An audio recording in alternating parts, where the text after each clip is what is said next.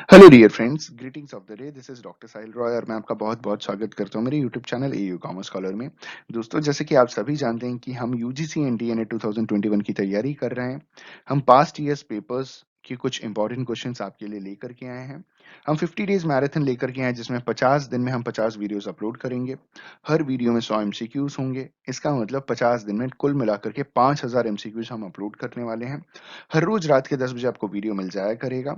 आज D10 है दोस्तों, और आज अकाउंटिंग मॉक टेस्ट का आखिरी वीडियो है। कुल मिलाकर के हमने लास्ट 9 दिन में 900 क्वेश्चंस कवर अप किए। आज 10वें दिन को जोड़ करके कुल मिलाकर के 1000 एमसीक्यूज सिर्फ हम अकाउंटिंग सब्जेक्ट पे लेकर के आए हैं। दोस्तों, 1000 एमसीक्यूज आपको इकोनॉमिक्स पे भी मिलेगा, जो कल से शुरू हो जाएगा।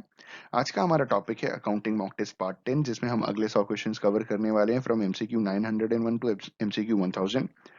अगर आप चैनल पे नए हैं तो प्लीज चैनल को सब्सक्राइब कर लीजिए और बेल आइकन दबा दीजिए, ताकि ऐसे वीडियोस की नोटिफिकेशन आप मिस ना कर सकें दोस्तों। और अगर इस वीडियो से कुछ सीखने को मिले तो लाइक और कमेंट जरूर कीजिएगा। और अब तक का वीडियो का एक्सपीरियंस आपको कैसा लगा, उसको भी कमेंट करके जरूर बताइएगा। तो आइए शुरुआत करते हैं 50 डेज मैराथन की। हमारा जो पहला क्वेश्चन है वो एक न्यूमेरिकल क्वेश्चन है, और यहाँ पे क्वेश्चन पूछा गया है, cost of goods sold is 1,50,000 rupees. जो कॉस्ट ऑफ गुड्स सोल्ड है वो 1,50,000 रुपीज का है। क्लोजिंग स्टॉक 40,000 रुपीज का है।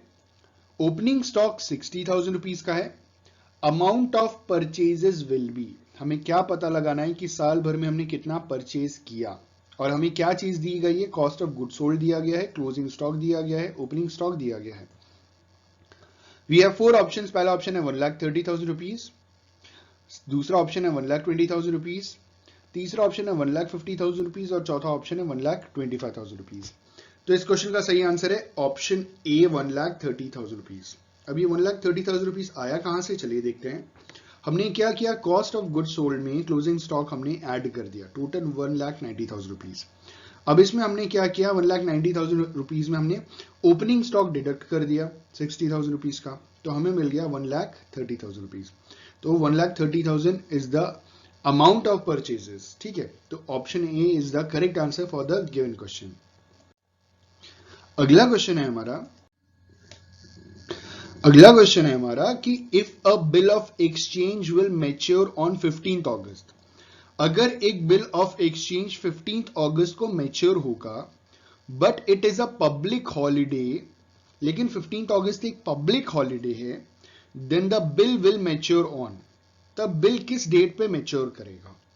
We have 4 options. पहला ऑप्शन है 15th अगस्त, दूसरा ऑप्शन है 16th अगस्त, तीसरा ऑप्शन है 14th अगस्त, और चौथा ऑप्शन है 18th August.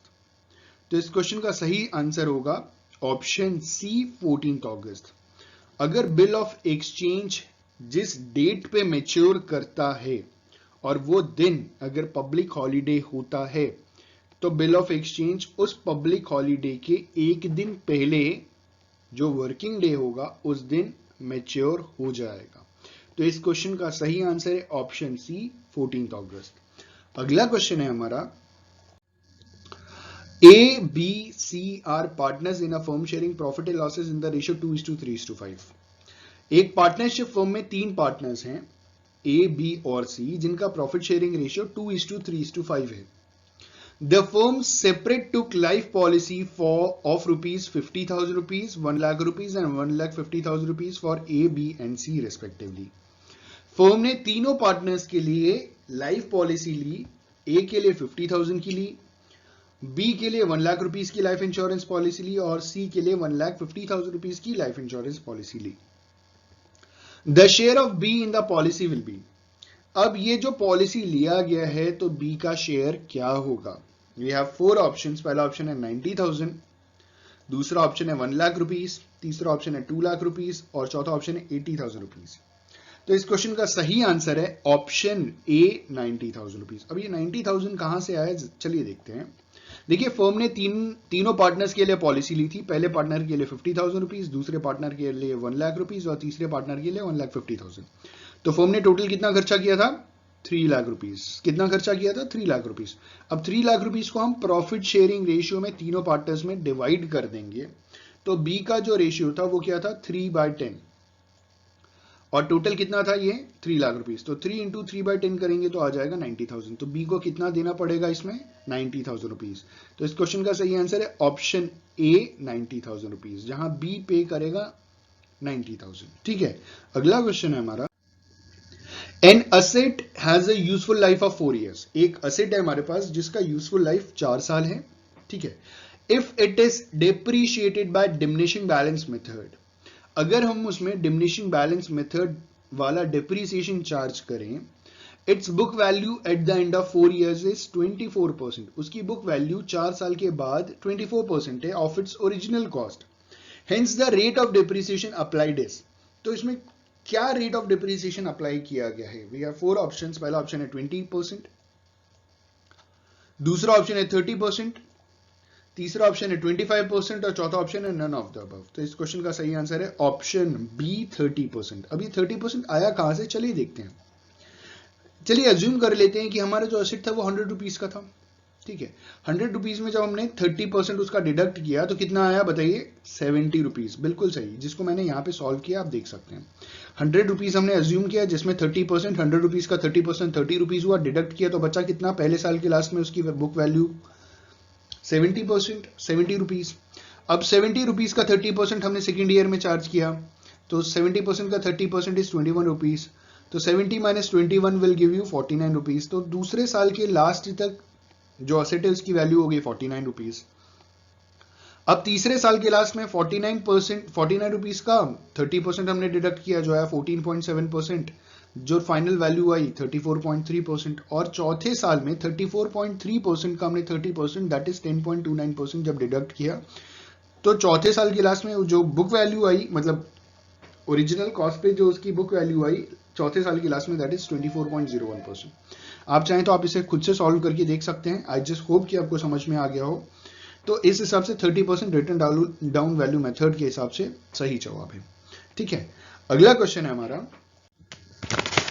Valuation of inventory is ड्यूअल्टन। जो इन्वेंट्री का जो वैल्यूएशन है वो किस अकाउंटिंग स्टैंडर्ड में बोला गया है, बताया गया है। ठीक है, वी हैव 4 ऑप्शंस। पहला ऑप्शन अकाउंटिंग स्टैंडर्ड 2, दूसरा ऑप्शन अकाउंटिंग स्टैंडर्ड 1, तीसरा ऑप्शन अकाउंटिंग स्टैंडर्ड 4 और चौथा ऑप्शन अकाउंटिंग स्टैंडर्ड 3। तो इस क्वेश्चन का सही आंसर होगा option A accounting standard 2। Accounting standard 2 में वैल्यूएशन ऑफ इन्वेंट्री की बात की गई है। ठीक है, अगला क्वेश्चन है हमारा, कंसिडर द फॉलोइंग आइटम्स। हमारे पास 4 आइटम्स दिए गए हैं और हमें कंसिडर करने के लिए कहा गया है। चलिए देखते हैं 4 आइटम्स कौन से हैं। पहला कहा है प्रीपेड सैलरी, ठीक है, दूसरा है अक्रूड इंटरेस्ट, तीसरा है आउटस्टैंडिंग एक्सपेंसेस और चौथा है बिल्स पेबल। चलिए 4 आइटम हमें मिल गए। लास्ट में पूछ रहे हैं कि करंट लायबिलिटी वुड इंक्लूड, मतलब समझ रहे हैं आप कि 4 आइटम दिए गए हैं और पूछ रहे हैं कि करंट लायबिलिटी में इन चारों में से कौन कौन सी चीजें जाएंगी। तो पहला ऑप्शन था हमारा प्रीपेड सैलरी जो करंट लायबिलिटी नहीं होता। दूसरा ऑप्शन अक्रूड इंटरेस्ट, ये भी करंट लायबिलिटी नहीं होता। तीसरा ऑप्शन है आउटस्टैंडिंग एक्सपेंसेस, ये करंट लायबिलिटी होता है। और बिल्स पेबल, ये भी करंट लायबिलिटी होता है। तो third and fourth current liability है। तो option D is the correct answer, जहां पे बोला गया है ऑप्शन 3 एंड 4। ठीक है, पॉइंट 3 एंड 4 जहां पे आउटस्टैंडिंग एक्सपेंसेस और बिल्स ऑफ एक्सचेंज है, ये करंट लायबिलिटी है। अगला क्वेश्चन है हमारा, Bhavna's trial balance contain the following information. Bhavna की जो ट्रायल बैलेंस है ना, उसमें कुछ इंफॉर्मेशन दी गई है। ठीक है, क्या दी गई है जरा देखते हैं कि भावना ने क्या किया था कि make provision at the end of the year 18,000 rupees. Bhavna ने साल के अंत में, फाइनेंशियल ईयर के लास्ट में प्रोविजन बनाया 18,000 रुपीज का। ठीक है, provision for bad debts at the beginning of the year is 4,000 rupees. तो प्रोविजन फॉर बैड डेट्स शुरुआत में कितना था, 4,000 रुपीज का था। साल भर में बैड डेट्स कितने के हो गए, 6,000 रुपीज के। अब सवाल पूछा गया है कि the amount to be debited to profit and loss account. अब भावना के प्रॉफिट एंड लॉस अकाउंट में से कितना अमाउंट डेबिट किया जाएगा। ठीक है, तो इस क्वेश्चन के 4 ऑप्शन है। पहला है 20,000, दूसरा ऑप्शन है 8,000, तीसरा ऑप्शन 14,000 और चौथा ऑप्शन नील। तो इस क्वेश्चन का सही आंसर है ऑप्शन ए 20,000। अब आप पूछेंगे अरे यार बताओ कैसे। ठीक है, अब आप समझिएगा, यहां मैंने सॉल्व करके रखा है, जरा देखिएगा ध्यान से।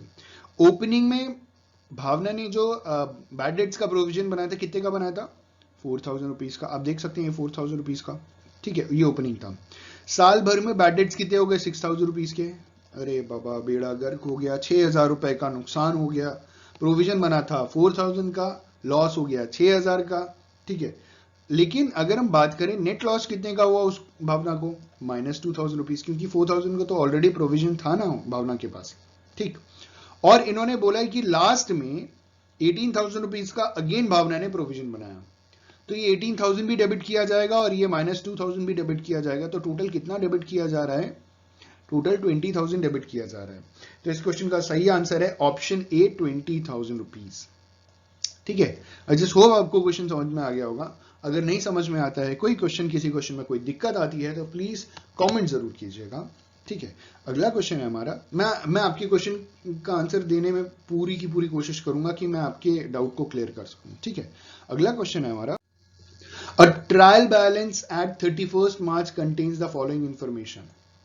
एक ट्रायल बैलेंस है जो 31st मार्च को कुछ इंफॉर्मेशन देता है, दैट इज इन्होंने बोला कि 15% लोन रुपीज 40,000 रुपीज, 15% इंटरेस्ट पे लोन लिया है 40,000 रुपीज का, इंटरेस्ट पे कर दिया है 3,000 रुपीज, और आखिरी सवाल इन्होंने पूछा है कि interest debited to the profit and loss account is, जो इंटरेस्ट डेबिट किया जाएगा प्रॉफिट एंड लॉस अकाउंट से वो कितना किया जाएगा। तो चार ऑप्शन है हमारे पास, पहला ऑप्शन 1,500, दूसरा ऑप्शन 4,500, तीसरा ऑप्शन 6,000 और चौथा ऑप्शन नील। तो इस क्वेश्चन का सही आंसर है ऑप्शन सी 6,000। अब कैसे, जरा देखिएगा, लोन का इंटरेस्ट कितना था 15%, 15%। ठीक है, लोन कितना लिया गया 40,000, तो 40,000 का 15% होता है 6,000 रुपीज।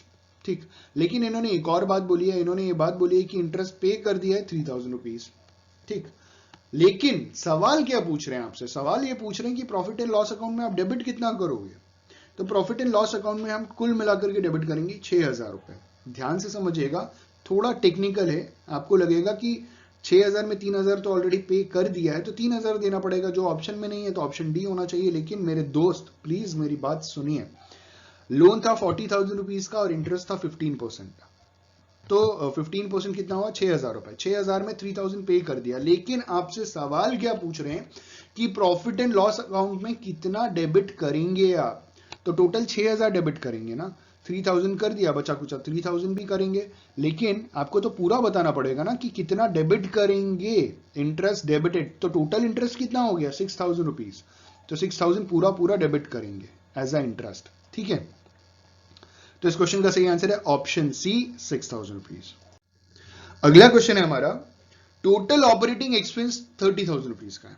ठीक है, ध्यान से समझिएगा, ये थोड़ा टेक्निकल है। टोटल ऑपरेटिंग एक्सपेंस कितना है हमारा 30,000 रुपीज का, टोटल डायरेक्ट एक्सपेंस कितना है हमारा 10,000 रुपीज का, मिसलेनियस इनकम कितना है 5,000 रुपीज का, ग्रॉस प्रॉफिट कितना होगा। ठीक है, वी हैव 4 ऑप्शंस, पहला ऑप्शन 35,000, दूसरा ऑप्शन 20,000, तीसरा ऑप्शन 15,000, चौथा ऑप्शन 10,000। तो इस क्वेश्चन का सही आंसर है ऑप्शन सी 15,000। अब आप सवाल पूछेंगे, अरे सर 15,000 कहां से आया, तो मेरे दोस्त ध्यान से देखिए आप, अब मैंने यहां सॉल्व किया, इसको आप देख सकते हैं, पहले यहां पे मैंने लिखा है 15,000, ये 15,000 क्या है, ये 15,000 यही है, ये जो आंसर है ना हमारा 15,000। ठीक है, चलिए इसको यहां से नहीं, हम पीछे से देखते हैं, यहां से देखते हैं। ठीक है, इसको मैं यहां डिलीट कर देता हूं। ये 30,000 आप ऑपरेटिंग देख रहे हैं, ऑपरेटिंग एक्सपेंसेस 30,000, ये 30,000 ये रहा ऑपरेटिंग एक्सपेंसेस। ठीक है, जिसमें हम क्या करेंगे, टोटल डायरेक्ट एक्सपेंसेस माइनस करेंगे। क्या माइनस करेंगे हम, टोटल डायरेक्ट एक्सपेंसेस हमने क्या किया इसमें माइनस कर दिया, तो 10,000 ये माइनस हो गया। फिर मिसलेनियस इनकम 5,000 भी हम इसमें माइनस कर देंगे, कितना माइनस कर दिया, मिसलेनियस इनकम 5,000 रुपीज।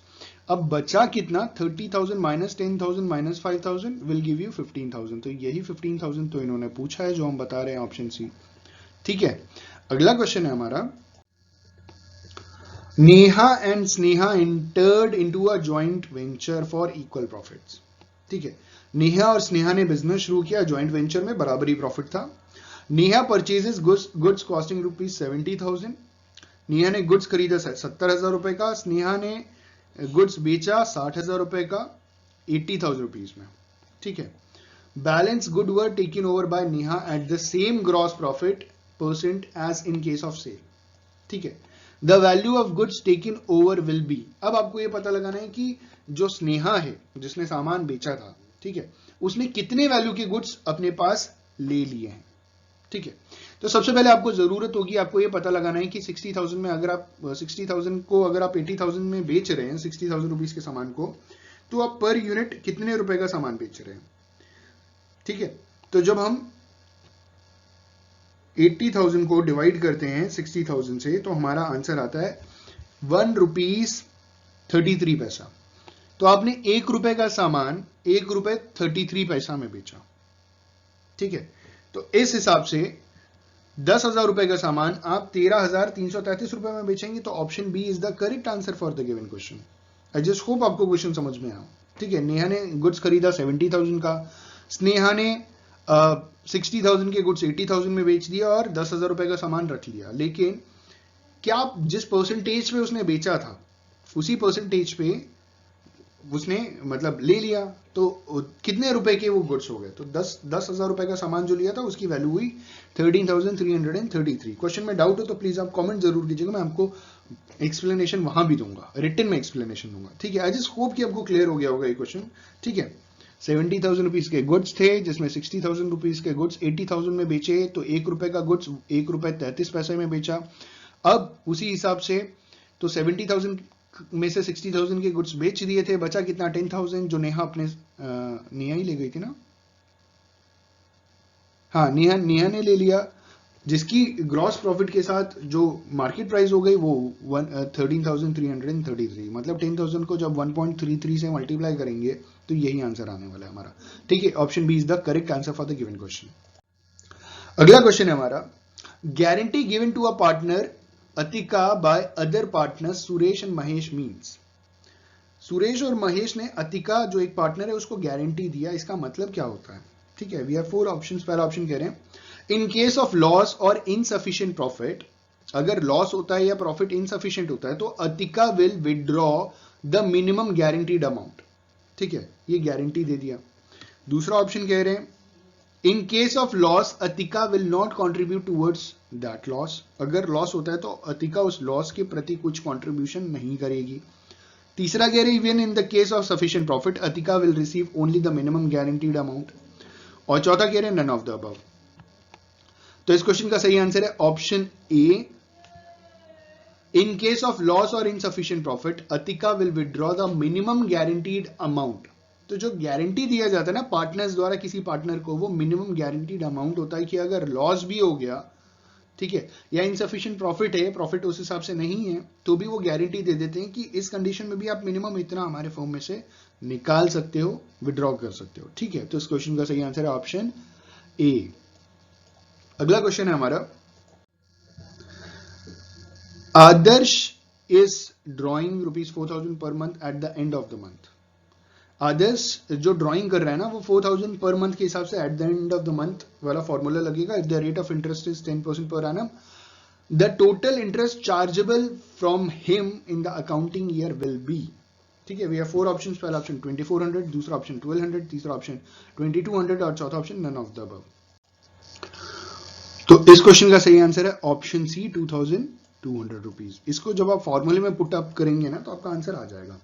कह रहे हैं आदर्श ने 4,000 रुपए पर मंथ के हिसाब से हर महीने की लास्ट में ड्राइंग की। ठीक है, तो टोटल कितने महीने होते हैं, 12 महीने होते हैं, तो टोटल कितनी ड्राइंग कर ली, 4,000 इंटू 12, 48,000 रुपीज, और रेट ऑफ इंटरेस्ट लग रहा है 10% पर एनम के हिसाब से। ठीक है, टोटल इंटरेस्ट जो चार्ज करेंगे वो आप फॉर्मूला जब आप पुट करेंगे तो आपका आंसर बिल्कुल आ जाएगा। आपको मालूम है ना कि eight the end of the month में कौन सा फॉर्मूला लगता है। ठीक है, इट इज 5.5 और 6.5, कमेंट करके बताइएगा। ठीक है, तो इस क्वेश्चन का सही आंसर है 2,200 ऑप्शन सी। अगला क्वेश्चन है हमारा, in the absence of any agreement partners are entitled to. मतलब any agreement, absence of any agreement in partnership बोल रहे हैं, मतलब एब्सेंस ऑफ पार्टनरशिप डीड बोल रहे हैं। ठीक है, तो इसमें पार्टनर्स आर एंटाइटल्ड टू, किस चीज के लिए पार्टनर्स एंटाइटल्ड होंगे। We have 4 options. पहला option share profit in capital ratio, दूसरा ऑप्शन इंटरेस्ट ऑन कैपिटल, तीसरा ऑप्शन सैलरी ऑन कैपिटल और चौथा option interest on loans and advances gain to firm. तो इस क्वेश्चन का सही आंसर है interest on loans and advances gain to firm, option D. ठीक है, सैलरी ऑन कैपिटल नहीं, इंटरेस्ट ऑन कैपिटल नहीं, share profit in capital ratio नहीं, last option is the right option. अगर पार्टनरशिप अग्रीमेंट नहीं है, पार्टनरशिप डीड नहीं है, interest on loan and advances again to the firm, उन्होंने अगर लोन लिया है फर्म से तो भरना पड़ेगा, एडवांसेस लिया है तो फर्म को देना पड़ेगा, ठीक है, ये देना पड़ता है, और इसका एक फिक्स्ड रेट ऑफ इंटरेस्ट भी है। तो अगला क्वेश्चन है हमारा, interest on capital will be paid to the partners if provided for in the agreement but only from. कहा गया है कि जो देखिए पार्टनर्स बिजनेस में क्या देते हैं, कैपिटल देते हैं, तो बिजनेस क्या उनको वापस करता है, इंटरेस्ट ऑन कैपिटल वापस करता है। यहां कहा गया है कि अगर अग्रीमेंट में बोला गया है कि इंटरेस्ट ऑन कैपिटल वापस करना है पार्टनर्स को, तो किस कंडीशन में दिया जाएगा और कहां से दिया जाएगा, मतलब वी हैव 4 ऑप्शंस। पहला ऑप्शन गुडविल से हम देंगे interest on capital to partners, दूसरा ऑप्शन है करेंट प्रॉफिट में से देंगे interest on capital to the partners, तीसरा ऑप्शन रिजर्व इन सरप्लस से दिया जाएगा, नन ऑफ द अबव से दिया जाएगा। तो इस क्वेश्चन का सही आंसर है ऑप्शन बी, करेंट प्रॉफिट जो होगा ना, उसी से जो फर्म होगा वो क्या करेगा, अपने पार्टनर्स को, जो भी पार्टनरशिप फर्म होगा ना, वो अपने पार्टनर्स को इंटरेस्ट ऑन कैपिटल प्रोवाइड कराएगा। करेंट प्रॉफिट में से ही दिया जाता है इंटरेस्ट ऑन कैपिटल, ठीक है, अगर अग्रीमेंट में कहा गया है तो। अगला क्वेश्चन है हमारा, Annu and Reshu are partner sharing profit and ratio 3:2। दो पार्टनर्स हैं अन्नू और रेशु, जिनका प्रॉफिट शेयरिंग रेशियो 3:2 है, जिसमें अन्नू का कैपिटल 6,000 रुपीज का है, रेशु का कैपिटल 3,000 रुपीज का है, ठीक है। They admitted Sudha for 1/5 share of profits, उन्होंने सुधा को एडमिट किया for 1/5 share of profit. How much Sudha should bring towards her capital, Sudha capital के लिए कितना पैसा लेकर के आएगी। वी हैव 4 ऑप्शंस, पहला ऑप्शन 2,250, दूसरा ऑप्शन 3,000 रुपीज, तीसरा ऑप्शन 3,250 और चौथा ऑप्शन 2,000 रुपीज। तो इस क्वेश्चन का सही आंसर है ऑप्शन ए 2,250 रुपीज, ठीक है। अगला क्वेश्चन है हमारा, as per table A of companies act 1956, table A के हिसाब से कंपनीज एक्ट 1956 में a company pays interest on calls in advance at the rate of, company calls in advance में किस रेट पे इंटरेस्ट पे करती है, ठीक है। वी हैव 4 ऑप्शंस, पहला ऑप्शन 5.4%, दूसरा ऑप्शन 5%, तीसरा ऑप्शन 6% और चौथा ऑप्शन 6.5%। तो इस क्वेश्चन का सही आंसर है ऑप्शन सी 6%। कंपनीज एक्ट 1956 के टेबल ए के हिसाब से जो भी कंपनीज कॉल्स इन एडवांस में जो इंटरेस्ट पे करती है वो 6% पे करती है। तो इस क्वेश्चन का सही आंसर है ऑप्शन सी 6%। अगला क्वेश्चन है हमारा, as per table of companies act 1956, फिर से मिलता जुलता सवाल कि कंपनीज एक्ट 1956 में जो टेबल ए कहा गया है उसके हिसाब से, ठीक है, कॉल्स इन अरियर पे कंपनी कितना इंटरेस्ट चार्ज करेगी, या company can charge interest on call in arrear at the rate of, ठीक है, कितना इंटरेस्ट चार्ज करेगी। वी हैव 4 ऑप्शंस, पहला ऑप्शन है 5%, दूसरा ऑप्शन है 6%, तीसरा ऑप्शन है 5.4% और चौथा ऑप्शन है 5.5%। तो इस क्वेश्चन का सही आंसर है ऑप्शन ए 5%, ठीक है। अगला क्वेश्चन है हमारा, a share of 200 each issued at a discount of 10% is forfeited for non payment of final call at the ₹50 per share. The maximum loss it can bear in the ratio of share will be 150, 50, 20 और 70। मैं question बताना चाहूंगा हिंदी में। Question कह रहा है कि एक फर्म है जो शेयर इशू कर रही है 200 रुपीज का, जो 10% डिस्काउंट पे इशू कर रही है, तो 200 रुपीज का 10% डिस्काउंट होता है 20 रुपीज, मतलब 200 रुपीज का शेयर कितने में बेच रही है, 180 रुपीज में। अब इन्होंने कहा कि वो इस 180 रुपीज के शेयर में जो फाइनल कॉल था 50 रुपीज का, वो जब पेमेंट नहीं हुआ तो कंपनी ने क्या किया, जो शेयर थे उसको फोरफीट कर लिया। तो 180 के शेयर में 50 रुपीज का पेमेंट नहीं मिला, तो कितना मिला, 130 मिला, ठीक है। अब इन्होंने बोला कि फर्म मैक्सिमम कितना लॉस बेयर कर सकती है इसको री इशू करने में, तो फर्म मैक्सिमम लॉस 70 रुपीज का बेयर कर सकती है इसको री इशू करने में, इससे ज्यादा वो लॉस बेयर नहीं करेगी, ठीक है। अगला क्वेश्चन है हमारा, if on a share of ₹50 only 45 has been called and the company has received ₹30 till date, 50 रुपए का शेयर था, कंपनी ने कॉल किया 45 रुपीज, लेकिन रिसीव हुआ 30, मतलब 15 रुपए अरियर चल रहा है। The capital account should be credited with, अब कैपिटल अकाउंट कितने रुपए से क्रेडिट करेंगे, ठीक है। वी हैव 4 ऑप्शंस, पहला ऑप्शन है 50, दूसरा ऑप्शन 30, तीसरा ऑप्शन 45, चौथा ऑप्शन 20 रुपीज। तो इस क्वेश्चन का सही आंसर है ऑप्शन सी 45 रुपीज। ठीक है, कितना कॉल किया गया था 45। अब अरियर के बारे में तो नहीं पूछ रहे कि कितना अरियर है या कितना पेमेंट हो गया, हम कैपिटल अकाउंट कितने रुपए से क्रेडिट करेंगे 45 रुपीज से, जितना मांगा गया है। ठीक है, तो option C is the correct answer for the given question. अगला क्वेश्चन है, there are 60,000 preference shares of 10 rupees each fully called up. 60,000 preference share थे 10 रुपए के हिसाब से जो पूरे मांगे गए, but there are call in arrear of 8,000 rupees 2 per share. Company can redeem at present, तो कंपनी कितने शेयर्स को रिडीम कर सकती है?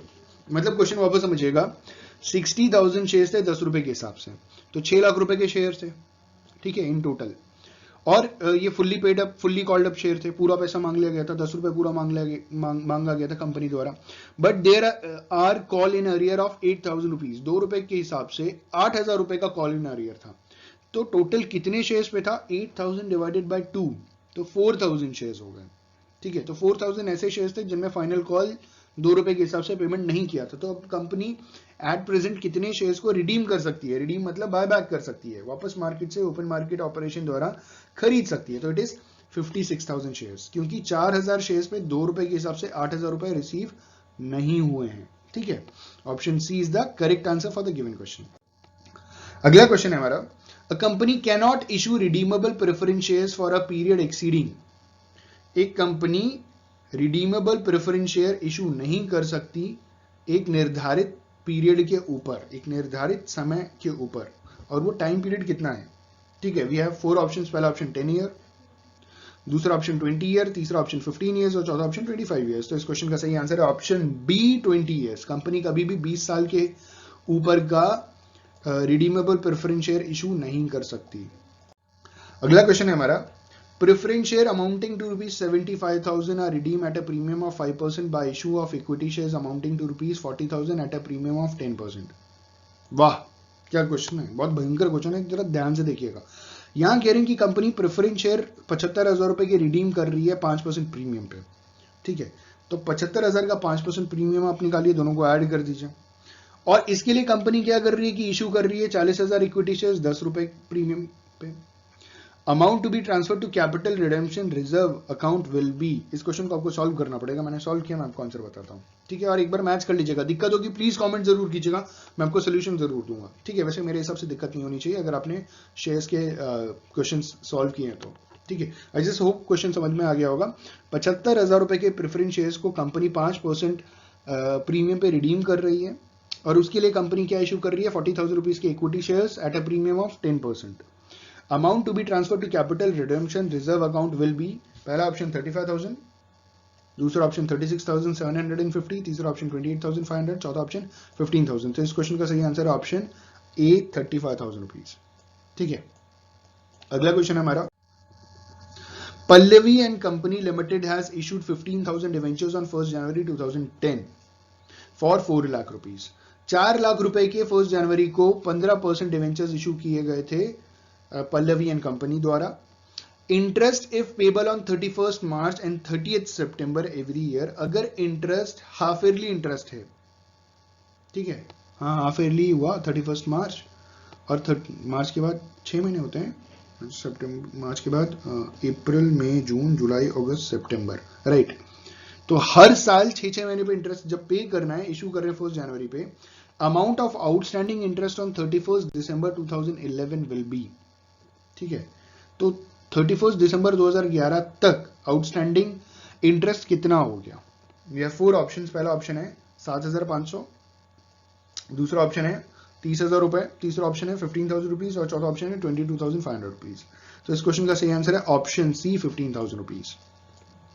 ठीक है, आई जस्ट होप कि आपको क्वेश्चन समझ में आ गया होगा। 4 लाख रुपए का 15% होता है, कितना होता है 15%? 4 लाख रुपए का 15% होता है 60,000 रुपीज। ठीक, अब 60,000 रुपीज के हिसाब से सितंबर तो हो गया ना, अक्टूबर नवंबर दिसंबर 3 महीने का निकाल लीजिए, सॉल्व कर लीजिए, आपका आंसर आ जाएगा 15,000 रुपए। ठीक है, अगला क्वेश्चन है हमारा, loss on issue of debenture is generally written off in. जब हम डिवेंचर इशू करते हैं तो इशू करने के टाइम अगर हमें लॉस हो रहा है तो हम कितने समय में उसे रिटर्न ऑफ करेंगे? ठीक है, वी हैव 4 ऑप्शंस। पहला ऑप्शन 10 ईयर्स में राइट ऑफ कर लेंगे, दूसरा ऑप्शन 8 साल में राइट ऑफ कर लेंगे, तीसरा option over the period of redemption, तीसरा option none of the above. तो इस क्वेश्चन का सही आंसर है option C, over the period of redemption. ठीक है, और लास्ट क्वेश्चन है depreciation is provided on, depreciation कब प्रोवाइड कराते हैं, मतलब किस चीज पे प्रोवाइड कराते हैं। चार ऑप्शन फिक्स्ड एसेट्स, दूसरा ऑप्शन टोटल एसेट्स, तीसरा ऑप्शन करंट एसेट्स, चौथा option all of the above. तो इस क्वेश्चन का सही आंसर है option A, fixed assets. A fixed asset costing rupees 48,000, एक फिक्स्ड एसेट है जो 48,000 रुपीज का है, has an estimated life of 6 years। उस फिक्स्ड एसेट का जो एस्टिमेटेड लाइफ है 6 साल है। ठीक है, एक आपके पास फिक्स्ड एसेट्स है जिसका एस्टिमेटेड लाइफ 6 years है। Eight the end of its useful life it can be sold for 12,000 rupees, और उस एसेट का जो स्क्रैप वैल्यू है वो 12,000 रुपीज है। Using the fixed instalment method the annual depreciation against profit will be. अगर हम इस क्वेश्चन में फिक्स्ड इंस्टॉलमेंट मेथड पुट करते हैं तो जो एनुअल डिप्रिसिएशन होगा प्रॉफिट के अगेंस्ट वो क्या होगा। वी हैव 4 ऑप्शंस, पहला ऑप्शन 9,000, दूसरा ऑप्शन 6,000, तीसरा ऑप्शन 12,000 और चौथा ऑप्शन 10,000। तो इस क्वेश्चन का सही आंसर है ऑप्शन बी, 6,000 रुपीज। अब आप पूछेंगे सर कैसे। देखिए, आपके पास जो असेट है वो 48,000 रुपीज का है, उसमें हम स्क्रैप वैल्यू डिडक्ट कर देते हैं 12,000 रुपीज। तो 48,000 में जब हम 12,000 डिडक्ट करेंगे तो हमको कितना मिलेगा 36,000, और 36,000 को जब हम 6 ईयर से डिवाइड करेंगे तो कितना आएगा fixed instalment of depreciation 6,000। 36 divided by 6 will give you 6,000। ठीक है, तो इस हिसाब से option B is the correct answer.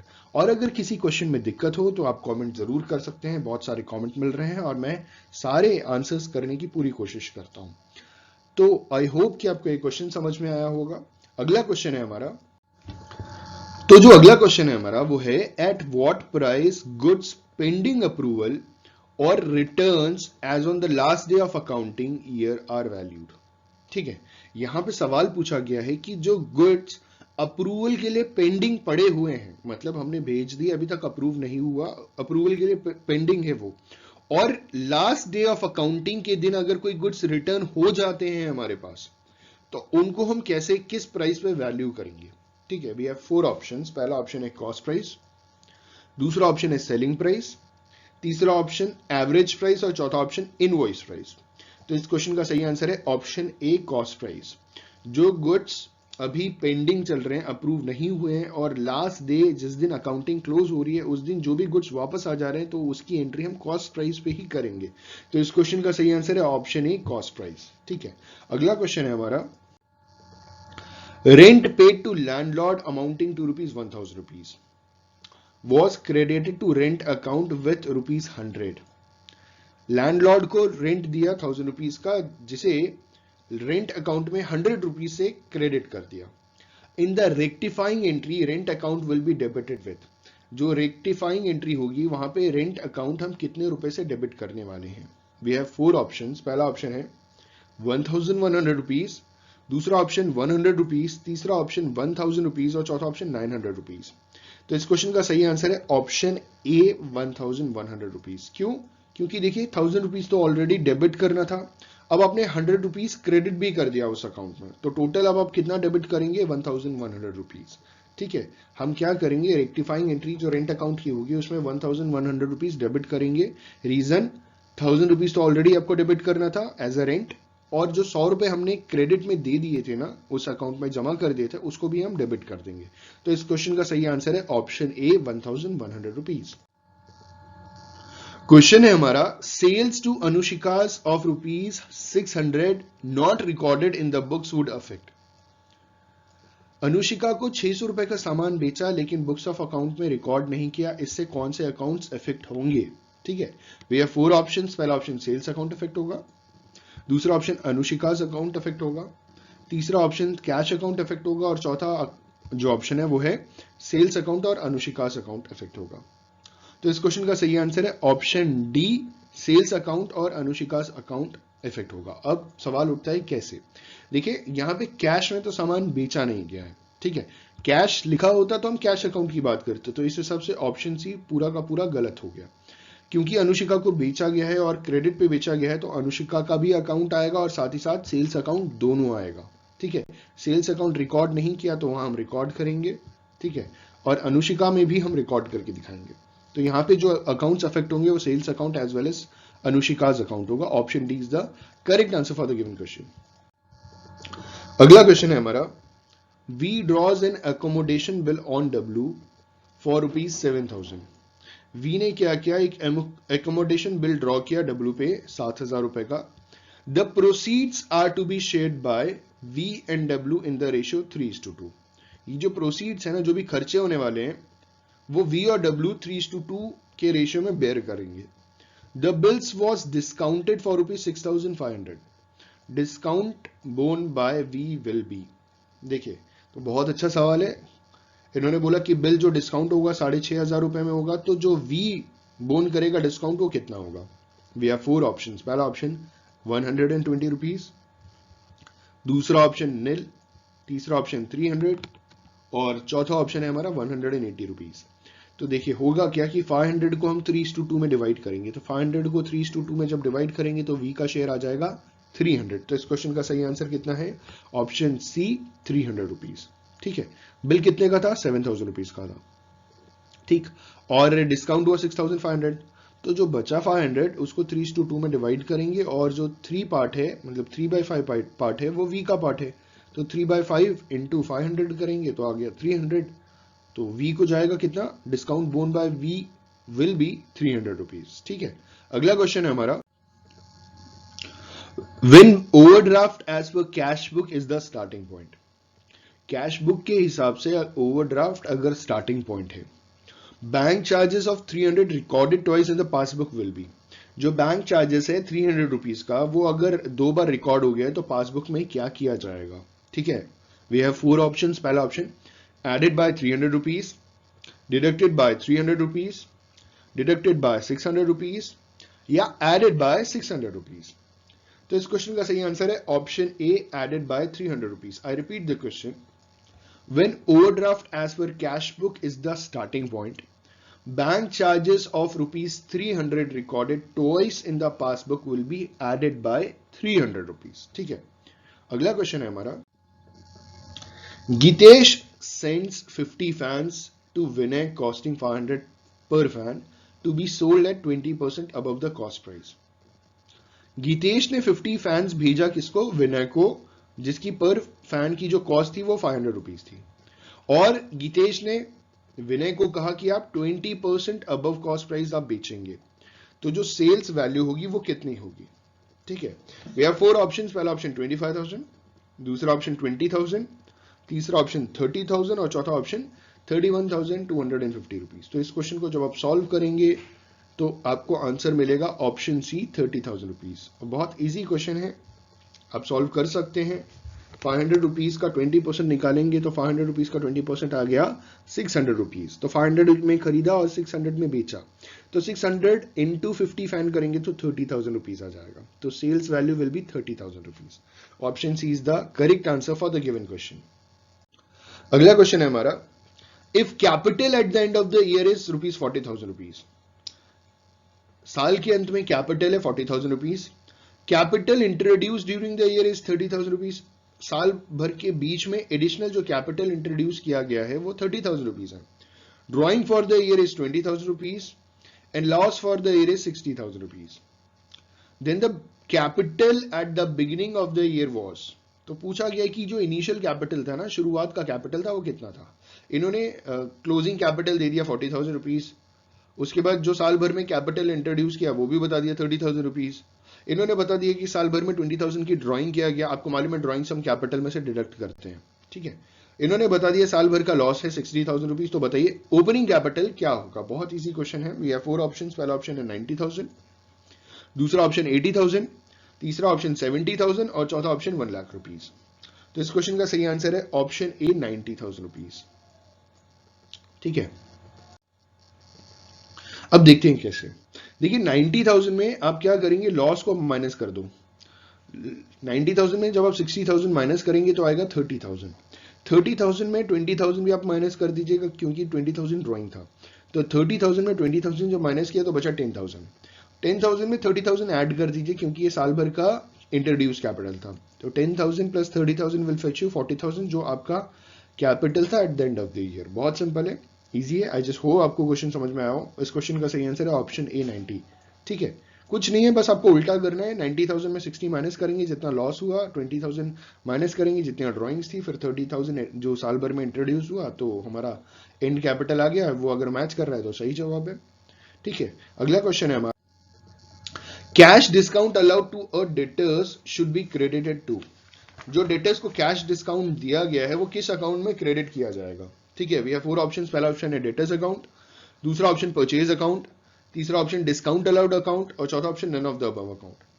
तो इस क्वेश्चन का सही आंसर है ऑप्शन ए, डेटर्स अकाउंट में हम क्या करेंगे, क्रेडिट करेंगे। अगर कैश डिस्काउंट अलाउ किया है अपने डेटर्स को तो उसे हम कहां क्रेडिट करके दिखाएंगे, उसको हम डेबिट अकाउंट में क्रेडिट करके दिखाएंगे। Option A is the correct answer for the given question.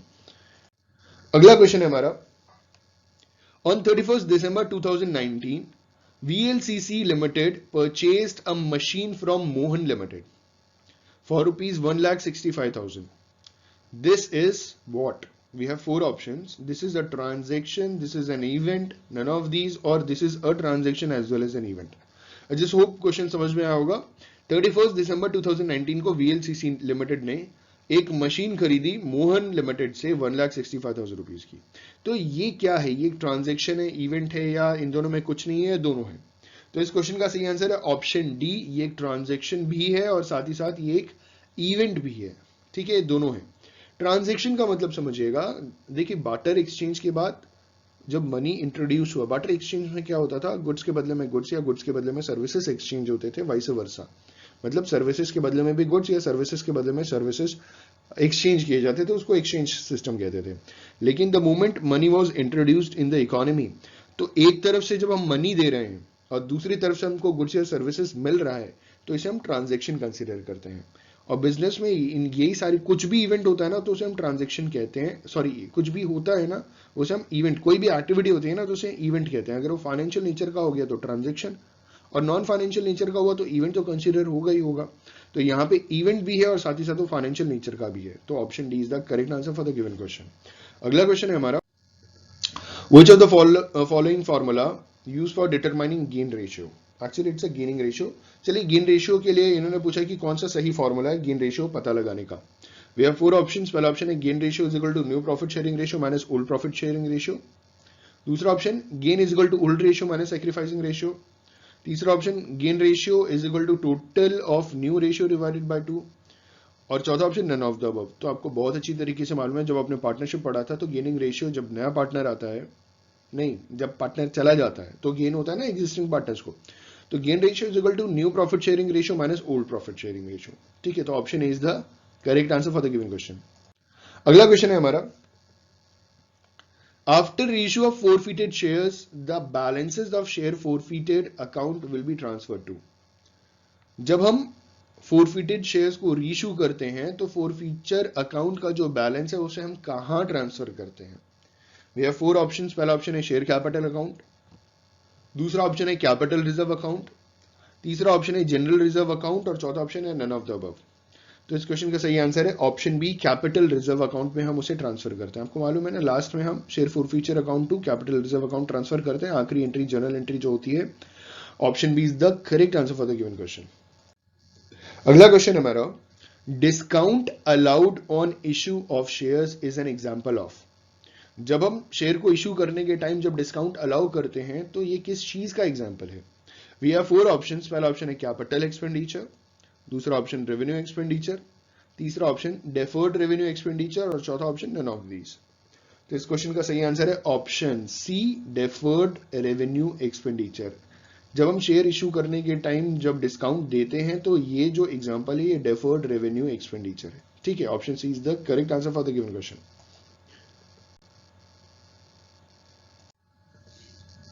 तो अगला क्वेश्चन हमारा कि fictitious assets known as, fictitious assets को हम और क्या कहते हैं। We have 4 options. पहला ऑप्शन फिक्टिशियस एसेट्स को करंट एसेट्स भी कहा जाता है, दूसरा ऑप्शन फिक्टिशियस एसेट को डेफर्ड एक्सपेंडिचर भी कहते हैं, तीसरा फिक्टिशियस एसेट को क्लोजिंग एसेट भी कहा जाता है, या चौथा ऑप्शन फिक्टिशियस एसेट्स को फ्लोटिंग एसेट्स भी कहते हैं। तो इस क्वेश्चन का सही आंसर है option B, deferred expenditure. Fictitious asset को डेफर्ड एक्सपेंडिचर भी कंसिडर किया जाता है।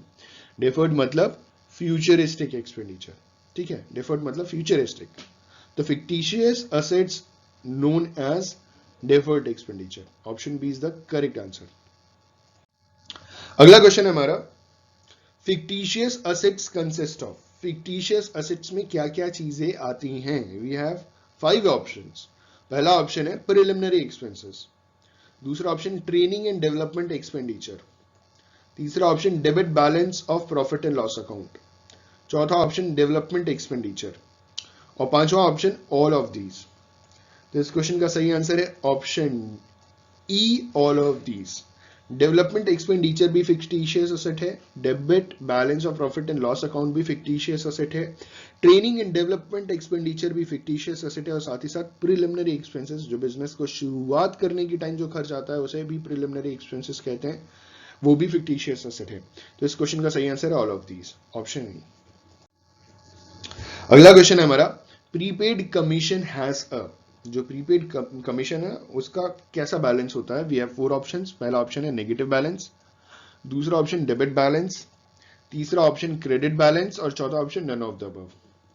तो इस क्वेश्चन का सही आंसर है ऑप्शन बी, डेबिट बैलेंस. जो प्रीपेड कमीशन है ना उसका कैसा बैलेंस होता है? उसका डेबिट बैलेंस होता है. Prepaid commission has a debit balance. Option B is the correct answer. अगला क्वेश्चन है हमारा, the following account will have a debit balance. इन चारों में से कौन सा ऐसा अकाउंट है जिसका डेबिट बैलेंस होता है? ठीक है, वी हैव 4 ऑप्शंस. पहला ऑप्शन है लोन टू अदर पार्टी, दूसरा ऑप्शन कैपिटल अकाउंट, तीसरा ऑप्शन आउटस्टैंडिंग सैलरी और चौथा option reserve for bad debts. तो इस क्वेश्चन का सही आंसर है option A, loan to other party. ये जो अकाउंट होता है will have a debit balance. ठीक है, option A is the correct answer. अगला क्वेश्चन है हमारा क्वेश्चन नंबर 18 और क्वेश्चन है, a sum of ₹50,000 was spent on painting the new plant. It is a 50,000 rupees खर्च हुआ एक प्लांट को पेंट करने के लिए. ये कैसा एक्सपेंडिचर है? ठीक है, वी हैव 4 ऑप्शंस. पहला option it's a revenue expenditure, दूसरा option it's a capital expenditure, तीसरा ऑप्शन है डिफर्ड रेवेन्यू एक्सपेंडिचर और चौथा ऑप्शन है नन ऑफ द अबव. तो इस क्वेश्चन का सही आंसर है ऑप्शन बी, कैपिटल एक्सपेंडिचर. ये कैसा एक्सपेंडिचर है? ये कैपिटल एक्सपेंडिचर है. 50,000 रुपीज हमने खर्च किया एक प्लांट को पेंट करने के लिए, तो ये कैपिटल एक्सपेंडिचर है. ठीक है, ये बार बार नहीं होता, हर साल नहीं होता, ये बहुत रेयर होता है और ये प्लांट की एफिशिएंसी बढ़ाने के लिए, प्लांट की लाइफ बढ़ाने के लिए किया जा रहा है. तो it's a capital expenditure. Option B is the correct answer for the given question. अगला क्वेश्चन है हमारा, बिल्स रिसीवेबल इज अ.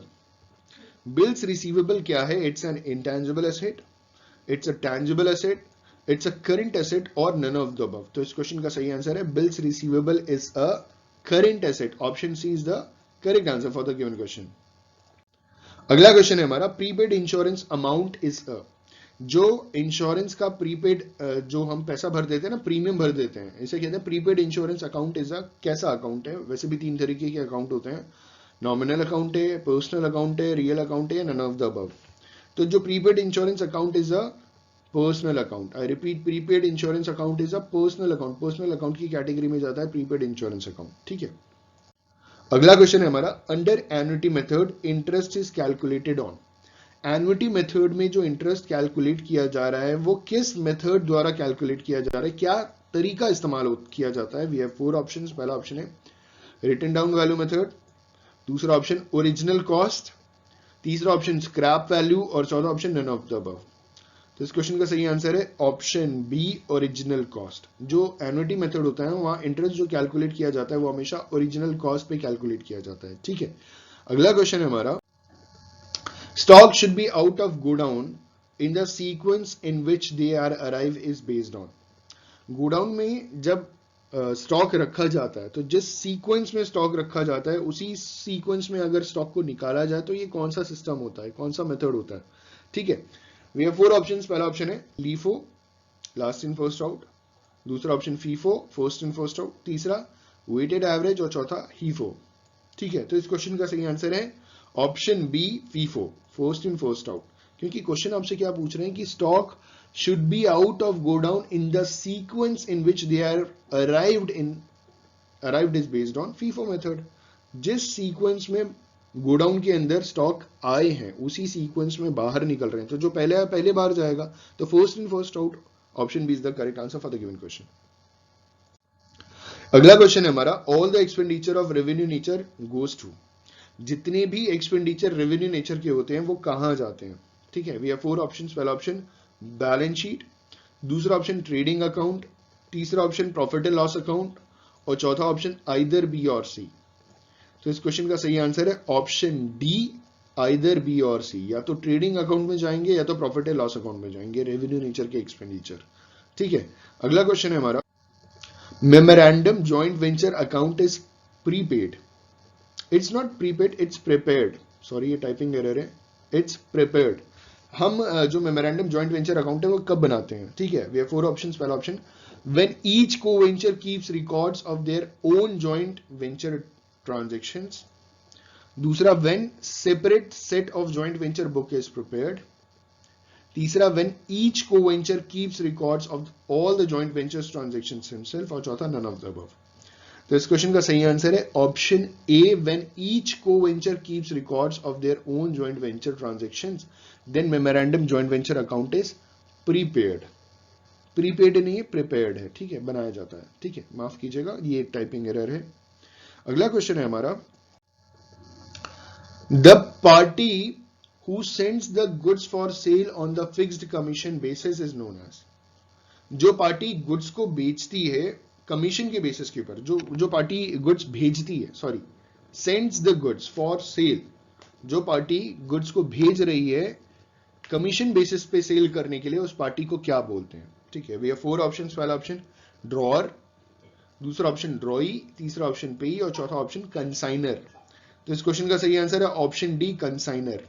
तो कंसाइनर वो पार्टी होती है जो who sends the goods for sale on fixed commission, ठीक है। कंसाइनर इज दैट पार्टी या those parties who sends the goods for sale on fixed commission basis. Endorsement, discounting and collection of bills of exchange is made by. We have 4 options. पहला option debtors, दूसरा option bank, तीसरा option ड्रॉई, चौथा option drawer. इन चारों में से कौन सी ऐसी party है जो बिल ऑफ एक्सचेंज को एंडोर्समेंट भी करती है, डिस्काउंटिंग भी करती है, कलेक्शन भी करती है, ठीक है। Endorsement, discounting and collection of bills of exchange is made by. इस क्वेश्चन का सही आंसर है ऑप्शन डी, ड्रॉअर। तो ड्रॉअर वो पार्टी है जो बिल्स ऑफ एक्सचेंज का एंडोर्समेंट, डिस्काउंटिंग और कलेक्शन करती है, ठीक है। अगला क्वेश्चन है हमारा, रिटर्न्स इनवर्ड फ्रॉम डेटर्स, मतलब ये हमारा सेल्स रिटर्न है, ठीक है।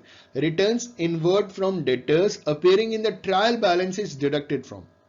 जब हमारा सेल्स रिटर्न है, मतलब डेटर्स ने हमारे गुड्स को वापस कर दिया, रिटर्न इनवर्ड हो गया और ये हमारा ट्रायल बैलेंस में आ रहा है, तो इसको हम कहां से डिडक्ट करेंगे, इन चारों में से किस में से डिडक्ट करेंगे, ठीक है। पहला ऑप्शन है परचेजेस, दूसरा ऑप्शन डेटर्स, तीसरा ऑप्शन सेल्स और चौथा option none of the above. तो इस क्वेश्चन का सही आंसर है ऑप्शन सी, सेल्स। क्योंकि रिटर्न इनवर्ड क्या होता है, रिटर्न इनवर्ड मतलब सेल्स रिटर्न होता है, और डेटर्स है, डेटर्स का मतलब उसने क्रेडिट पे सामान खरीदा था, उधार लेकर के गया था, उसको हमें पैसे वापस करने थे, ठीक है। तो हमने कोई सामान क्रेडिट में सेल किया और वो सामान वापस आ गया, तो सेल्स में से माइनस कर देंगे ना उसको, ठीक है। परचेजेस तो हो नहीं सकता, डेटर्स भी नहीं हो सकता, उसे हम सेल्स में से डिडक्ट कर देंगे, तो उतने से डेटर्स ऑलरेडी ऑटोमेटिकली हमारे कम हो जाएंगे। तो option C is the correct answer for the given question. अगला क्वेश्चन है हमारा, journal is a book of. We have 4 options. Journal इनमें से कौन सी बुक है, ठीक है। पहला ऑप्शन है ऑल कैश ट्रांजैक्शंस ओनली, दूसरा ऑप्शन है journal is a book of all credit transactions only, तीसरा ऑप्शन है journal is a book of secondary entry और चौथा ऑप्शन है journal is a book of original entry. तो इस क्वेश्चन का सही आंसर है journal is a book of original entry. Option D is the correct answer, ठीक है। अगला क्वेश्चन है हमारा, तो अगला क्वेश्चन है हमारा कि balance of petty cash book is posted to ledger.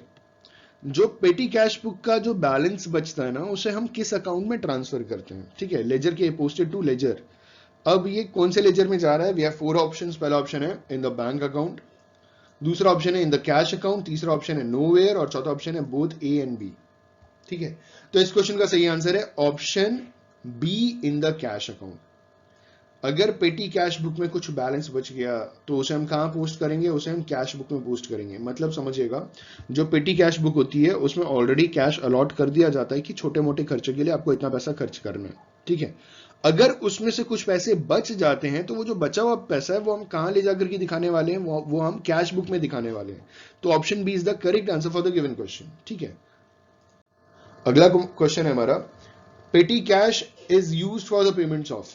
जो पेटी कैश है वो किसके पेमेंट के लिए इस्तेमाल होता है? ठीक है, वी हैव 4 ऑप्शंस। पहला option salaries and wages of the staff, दूसरा option for purchase of assets, तीसरा option small expenses relating to postage and conveyance etcetera, और चौथा ऑप्शन है ऑल ऑफ द अबव। तो इस क्वेश्चन का सही आंसर है option C, small expenses relating to postage and conveyance etcetera.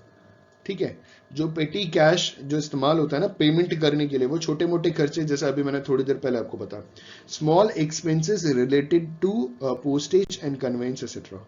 Option C is the correct answer for the given question. अगला question है, when a cheque is return dishonoured it is recorded on. जब कोई dishonoured check return हो जाता है तो इसकी entry हम कहां करते हैं? ठीक है, वी हैव 4 ऑप्शंस। पहला option bank column on the debit side, दूसरा option bank column on the credit side, तीसरा option cash column on the credit side, और चौथा option none of the above. तो इस क्वेश्चन का सही आंसर है option B, bank column on the credit side. Dishonoured cheque जो है वो वापस आ जाता है तो उसकी एंट्री कहां करते हैं? क्रेडिट साइड, बैंक कॉलम के क्रेडिट साइड में उसकी एंट्री होगी। ठीक है, अगला क्वेश्चन है हमारा, promissory note is prepared by. Promissory note इनमें से कौन प्रिपेयर करता है? We have 4 options. पहला ऑप्शन ड्रॉअर, दूसरा ऑप्शन एंडोर्सी, तीसरा ऑप्शन ड्रॉई, और चौथा option all of the above. तो इस क्वेश्चन का सही आंसर है ऑप्शन सी, ड्रॉई।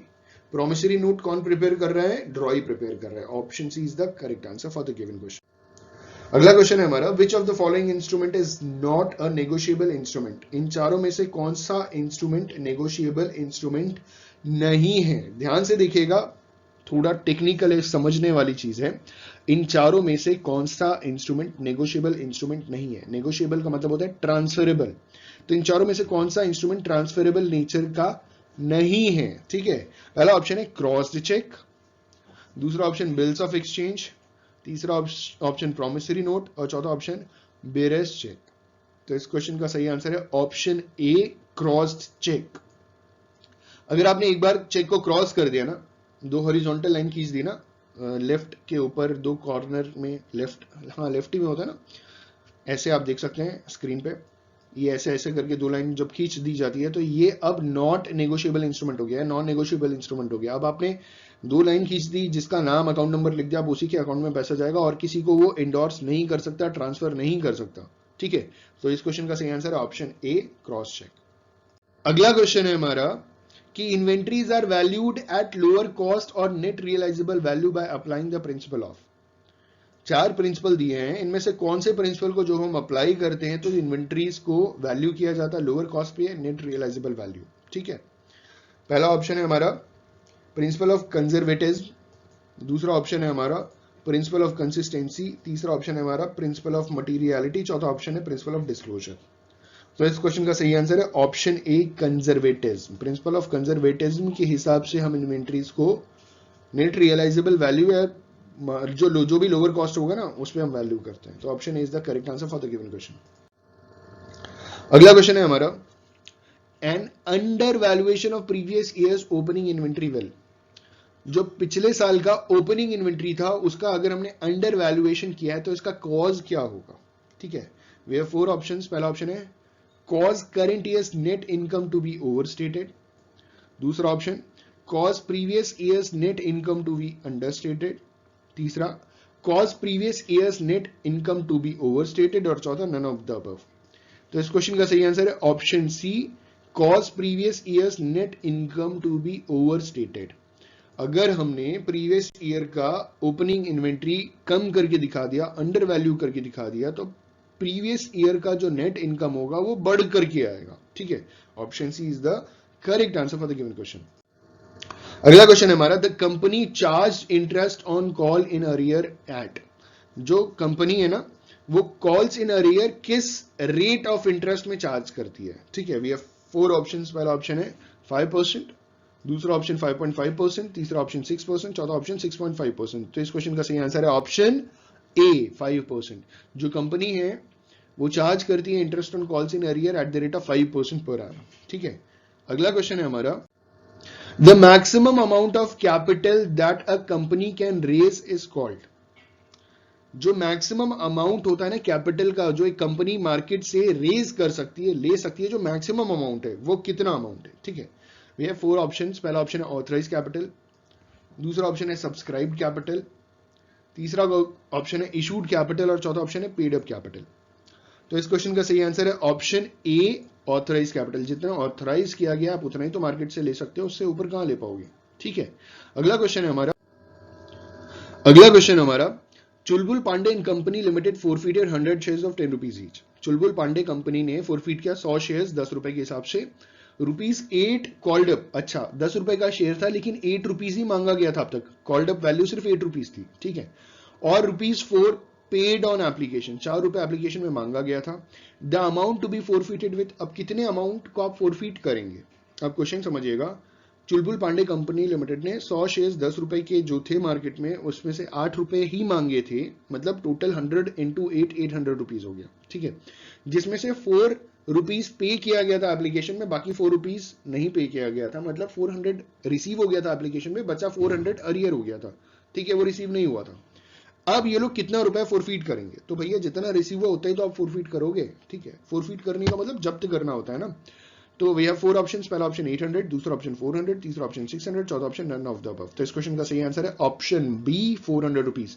जितना एप्लीकेशन मनी रिसीव हुआ ना 100 इंटू 4 रुपीज, ये आप देख रहे हैं ना, 100 शेयर्स पे 4 रुपए एप्लीकेशन मनी आपको रिसीव हुआ, तो मल्टीप्लाई कर दीजिए, जितना रिसीव हुआ उतना ही तो फोरफीट करेंगे, तो 400 रुपए is the correct answer for the given question. अगला क्वेश्चन है हमारा, in the absence of any agreement the partner, मतलब पार्टनरशिप अग्रीमेंट नहीं है, एब्सेंस है। ठीक है, मतलब पार्टनरशिप डीड नहीं है।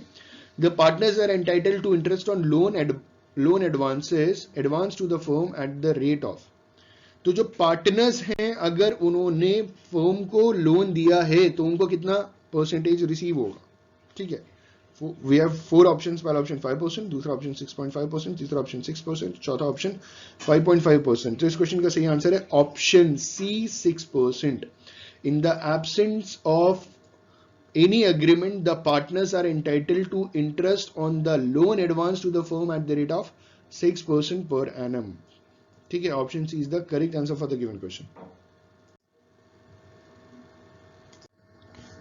तो अगला क्वेश्चन है हमारा, calculate gross profit if rate of gross profit is 25% on sales and cost of goods sold is 1,50,000 rupees. हमें क्या पता लगाना है, हमें ग्रॉस प्रॉफिट पता लगाना है, जहां पे हमें ग्रॉस प्रॉफिट जो रेट बताया गया 25% ऑन सेल्स बोला गया, और cost of goods sold is 1,50,000 rupees. ठीक है, वी हैव 4 ऑप्शंस, पहला ऑप्शन है 50,000, दूसरा ऑप्शन है 36,000, तीसरा ऑप्शन है 45,000 और चौथा ऑप्शन है 30,000। तो इस क्वेश्चन का सही आंसर है ऑप्शन ए 50,000। अब आप सवाल पूछेंगे कि सर कैसे हुआ, तो देखिए आपको सेल्स नहीं पता, तो हम क्या कर लेते हैं, सेल्स 100 रुपए मान लेते हैं, 100 रुपीज। ठीक, अब 100 रुपीज सेल है तो उसमें 25% प्रॉफिट हुआ। ठीक है, तो 25% माइनस करेंगे तो हमारा सेल अब कितना हो गया, सेल हो गया हमारा 75 रुपीज। ठीक, अब यहाँ पे सेल्स हमारा 75 है, तो यूनिटरी मेथड पुट करके जब आप इसे सॉल्व करेंगे तो आपको पता चल जाएगा कि आपका टोटल सेल्स 2 लाख रुपए का हुआ था। ठीक है, जिसमें कॉस्ट ऑफ गुड्स सोल्ड 1,50,000, तो आपका प्रॉफिट कितना हो गया 50,000। Option A is the correct answer for the given question. Question में दिक्कत हो तो कमेंट बॉक्स में जरूर कमेंट कीजिएगा, मैं इसका सोल्यूशन आपको टाइप करके लिख करके दे दूंगा। ठीक है, आई जस्ट होप, ऐसे पूरी कोशिश है कि आपको क्वेश्चन समझ में आ जाए, आपको दिक्कत ना हो। अगला क्वेश्चन है हमारा, cost of motor rupees 2 lakh रुपए। जो मोटर है 2 लाख रुपए का है, स्क्रैप वैल्यू उसका 20,000 रुपीज का है, यूजफुल लाइफ उसका 4 ईयर्स का है। What will be the amount of depreciation according to sum of years digit method in the first year. ठीक है, आई जस्ट होप क्वेश्चन समझ में आ गया होगा। जो मोटर है 2 लाख रुपए का है, ठीक है, स्क्रैप वैल्यू 20,000 है, तो हम क्या करेंगे, 2 लाख में से 20,000 माइनस करेंगे तो बचा कितना 1,80,000, और 1,80,000 जब उसकी वैल्यू बता रहे हैं और बता रहे हैं उसका लाइफ जो है वो 4 ईयर्स है। ठीक है, what will be the amount of depreciation according to sum of the years digit method in the first year. Sum of the years digit method से फर्स्ट ईयर में उसका कितना जो होगा डिप्रिसिएशन होगा। We have 4 options, पहला option 72,000, दूसरा option 18,000, तीसरा ऑप्शन 80,000, चौथा ऑप्शन 45,000। अब इसमें करेंगे क्या, ध्यान से देखिएगा, 2 लाख में हमने 20,000 माइनस कर दिया तो बचा कितना 1,80,000। 1,80,000 को हम क्या करेंगे, 1,80,000 को हम इंटू 4 डिवाइडेड बाई 10 करेंगे। अब इंटू 4 डिवाइडेड बाई 10 क्यों करेंगे, क्योंकि sum of the years digit method में जितने भी ईयर होते हैं सबको ऐड करते हैं ना, 4 year plus 3 year plus 2 year plus 1 year, तो टोटल कितना हो गया 10 हो गया। 4 प्लस 3 7 और प्लस 3 10, और कितने ईयर्स हैं 4 ईयर्स का है, तो हम क्या करेंगे 1,80,000 इंटू 4 डिवाइडेड बाई 10, तो आपका आंसर आ गया। जो फर्स्ट ईयर में कितना डिप्रिसिएशन चार्ज किया जाएगा 72,000 इज द करेक्ट आंसर। तो अगला क्वेश्चन है हमारा, Heera Halwai and company purchased a motor car for ₹5 lakh. Heera Halwai और कंपनी ने मोटर कार खरीदी 5 लाख रुपीस की, जिसकी एस्टिमेटेड यूजफुल लाइफ थी 15 ईयर्स और उसकी रेसिडुअल वैल्यू थी 50,000। Rate of depreciation will be, अब आपको पता लगाना है कि रेट ऑफ डिप्रिसिएशन क्या था 15 साल का, ठीक है। 4 ऑप्शंस, पहला ऑप्शन है 9%, दूसरा ऑप्शन 6%, तीसरा ऑप्शन 12%, चौथा ऑप्शन 5%। तो इस क्वेश्चन का सही आंसर है ऑप्शन बी 6%। अब पूछेंगे सर आप कैसे बता रहे हैं, देखिए करना क्या है कि 5 लाख रुपीस का मोटर कार खरीदा जिसमें 50,000 हम डिप्रिसिएशन माइनस कर देते हैं, तो बचा कितना 4,50,000। अब 4,50,000 को जब आप फॉर्मूले में पुट करेंगे और 15 ईयर्स के बाद जब उसकी वैल्यू 0 हो जाएगी तो आपको रेट ऑफ डिप्रिसिएशन मिल जाएगा 6%, ठीक है। तो एक बार करके देखिए, दिक्कत हो कमेंट कीजिएगा, मैं सोल्यूशन दे दूंगा आपको। अगला क्वेश्चन है हमारा, Kamdhenu sweets issue 20,000 15% debentures at a discount of 10% redeemable after 15 years at a premium of 5%। इन्होंने कहा कि कामधेनु स्वीट्स ने 20,000 रुपए के 15% डिवेंचर्स इशू किए 10% डिस्काउंट पे, जो 15 साल के बाद रिडीम होंगे एट अ प्रीमियम ऑफ 5%। तो loss on issue of debenture will B, कितना लॉस हो गया डिवेंचर को इशू करने के समय, ठीक है। वी हैव 4 ऑप्शंस, पहला ऑप्शन 2,000 रुपीज, दूसरा ऑप्शन 1,000 रुपीज, तीसरा ऑप्शन 3,000 रुपीज, चौथा option none of the above. तो इस क्वेश्चन का सही आंसर है ऑप्शन सी 3,000 रुपीज, ठीक है। कैसे, क्योंकि जब वो इशू कर रहे हैं तब भी डिस्काउंट दे रहे हैं तो वो भी लॉस है, और जब वो प्रीमियम पे वापस उसे खरीद रहे हैं तो वो भी एक हिसाब से लॉस है। तो हम टोटल कर लेंगे उसको और देख लेंगे, ठीक है। तो टोटल 15% हो गया ना, 20,000 का 15% कितना होता है, 20,000 का 15% 3,000 रुपीज होता है। तो option C is the correct answer, जो पूरा लॉस हुआ है। अगला क्वेश्चन है हमारा, Chaya Limited purchased machinery for 20,000 rupees, payable rupees 6,500 in cash, and the balance by an issue of 10% debentures of 100 rupees each at a discount of 10%. The discount on issue of debenture will be, देखिए छाया limited ने purchase किया एक machinery जिसकी जो value थी वो 20,000 rupees थी, और जिसमें 6,500 रुपए कैश पे कर दिया, ठीक है। 20,000 में 6,500 माइनस करेंगे तो 13,500 बचेगा। जो बैलेंस था उसके लिए 10% डिवेंचर इशू किया 100 रुपए के हिसाब से, और डिस्काउंट दिया था 10%। तो discount on issue of debenture will be, तो डिस्काउंट इशू करने के टाइम कितना टोटल डिस्काउंट दिया।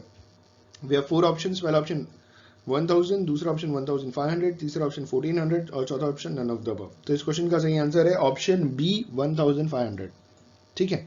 अगला क्वेश्चन है हमारा, a firm has an unrecorded investment of worth ₹40,000। एक फर्म है जिसका अनरिकॉर्डेड इन्वेस्टमेंट 40,000 रुपीज का है। Entry in the firms journal on admission of a partner will be, जब एक पार्टनर का एडमिशन होगा तो उस टाइम एंट्री क्या करेंगे, ठीक है। 2 बातें बोली गई है, firm has an unrecorded investment of 40,000 rupees, entry in the firms journal on the admission of a partner will be, जब एक पार्टनर एंटर करेगा तो जब नई बुक्स ऑफ अकाउंट्स बनाए जाएंगे तो उसमें इसकी जर्नल एंट्री क्या होगी उसको दिखाएंगे ना हम। तो वी हैव 4 ऑप्शंस, पहला ऑप्शन कह रहे हैं partners capital account debit to revaluation account 40,000 rupees, दूसरा ऑप्शन है revaluation account debit to partners capital account 40,000 rupees, unrecorded investment account to revaluation account 40,000 और revaluation account to unrecorded investment 40,000। तो इस question का सही आंसर है option C, unrecorded investment account debit to revaluation account. Partner के आने की तो एक कंडीशन बोली गई है, लेकिन जब हम एंट्री करेंगे तो क्या करेंगे, unrecorded investment account debit to revaluation account. Option C is the correct answer for the given question. अगला क्वेश्चन है हमारा, gaining ratio is applied when. Gaining ratio हम कब अप्लाई करते हैं, किस सिचुएशन में, किस टाइम अप्लाई किया जाता है, ठीक है। तो वी हैव 4 ऑप्शंस, पहला ऑप्शन है पार्टनर इज इंसॉल्वेंट, जब पार्टनर इंसॉल्वेंट हो जाते हैं तो गेनिंग रेशियो अप्लाई करते हैं। दूसरा ऑप्शन है पार्टनर इज एडमिटेड, जब पार्टनर का एडमिशन होता है तब गेनिंग रेशियो अप्लाई करते हैं। तीसरा ऑप्शन है पार्टनर रिटायर्स, जब पार्टनर रिटायर करता है तो गेनिंग रेशियो अप्लाई करते हैं, या चौथा ऑल ऑफ द अबव। तो इस क्वेश्चन का सही आंसर है option C, a partner retires. जब पार्टनर रिटायर करता है तो जो रिटायरिंग पार्टनर है उसका शेयर एग्जिस्टिंग पार्टनर को जब देते हैं तो एग्जिस्टिंग पार्टनर गेन करते हैं ना, उनको फायदा मिलता है। तो gaining ratio is applied when a partner retires. Option C is the correct answer. अगला क्वेश्चन है हमारा क्वेश्चन नंबर 22। क्वेश्चन है interest on capital is 12.5% is to be allowed. Interest on capital 12.5% allow करना है। Capital in the beginning was 6 lakh rupees. जो capital था शुरुआत में बिगिनिंग में वो 6 लाख रुपीज था। इंटरेस्ट अमाउंट विल बी, अब यहां पे इंटरेस्ट अमाउंट कितना होगा, ठीक है। We have 4 options. पहला ऑप्शन 70,000, दूसरा ऑप्शन 72,000, तीसरा ऑप्शन 60,000 और चौथा ऑप्शन 75,000। बहुत सिंपल क्वेश्चन है। 12.5% 6 लाख रुपए का जब आप कैलकुलेट करेंगे तो आपका आंसर आ जाएगा 75,000। Option D is the correct answer. ये सिंपल कैलकुलेशन के ऊपर बेस्ड है, ठीक है। अगला क्वेश्चन है हमारा Raghav limited issued 10,000 debentures of 100 rupees each eight a discount of 4% redeemable after 5 years eight a premium of 6%। Raghav limited ने 10,000 डिवेंचर्स को इशू किया 100 रुपीज ईच, जो 4% डिस्काउंट पे दे रहे थे, ये जो 5 साल के बाद रिडीम किया जाएगा 6% प्रीमियम पे। तो loss on the issue of debenture will B, issue करने के टाइम जो लॉस हुआ डिवेंचर का वो कितना था, ठीक है। तो टोटल डिवेंचर कितने के थे, 10,000 इंटू 100, टोटल कितना हो गया, 10 लाख रुपए के डिवेंचर इशू किए गए थे। और 10 लाख रुपए के डिवेंचर जब इशू किए गए थे तो 4% तब डिस्काउंट दिया था, और प्रीमियम जो वो रिडीम कर रहे थे तो 6% तब। टोटल कितना हो गया 10%। तो 10 लाख का 10% निकालेंगे तो 1 लाख आएगा। तो option C is the correct answer. 1 lakh जो लॉस होगा, loss on issue of debenture will be 1 lakh rupees, ठीक है। अगला क्वेश्चन है हमारा डिसमेंटलिंग एंड डिमोलिशन चार्जेस है। किसी चीज को डिसमेंटल करना, तोड़ ताड़ के अलग करना। डेमोलिशन का मतलब बिल्डिंग गिरा देना, कुछ ऐसा। डेमोलिशन चार्जेस इज, ये कौन से चार्जेस हैं, ठीक है। We have 4 options. पहला ऑप्शन डेफर्ड रेवेन्यू एक्सपेंडिचर, दूसरा ऑप्शन कैपिटल एक्सपेंडिचर, तीसरा ऑप्शन रेवेन्यू एक्सपेंडिचर, चौथा option none of the above. तो इस क्वेश्चन का सही आंसर है option C, revenue expenditure. Dismantling और डिमोलिशन लगा रहता है बिल्डिंग के अंदर, फर्म के अंदर, कंपनीज के अंदर, इंडस्ट्रीज के अंदर। चीजें तोड़ फोड़ करके फेंक दी जाती है, अलग कर दी जाती है, बेच दी जाती है। मतलब मान लीजिए बहुत बड़ी मशीन है, ठीक है, बहुत भारी भरकम बड़ी सी मशीन है, वो मान लीजिए खराब हो गई, उसका लाइफ खत्म, फिनिश्ड। तो अब क्या होगा कि उसको डिसमेंटल किया जाएगा। डिसमेंटल का मतलब अलग अलग पार्ट्स में उसे डिवाइड करेंगे, स्पेयर पार्ट्स अलग करेंगे, उसके बाद उसे बेचेंगे। तो कई बार ऐसा होता है बड़े बड़े बिजनेस में, फर्म्स में। तो डिसमेंटलिंग एक तरीके का रेवेन्यू एक्सपेंडिचर है, ठीक है। और मतलब डिसमेंटलिंग के लिए जो खर्चा करना पड़ता है रेवेन्यू एक्सपेंडिचर है। और आखिरी क्वेश्चन है इस वीडियो लेक्चर का, क्वेश्चन नंबर 975।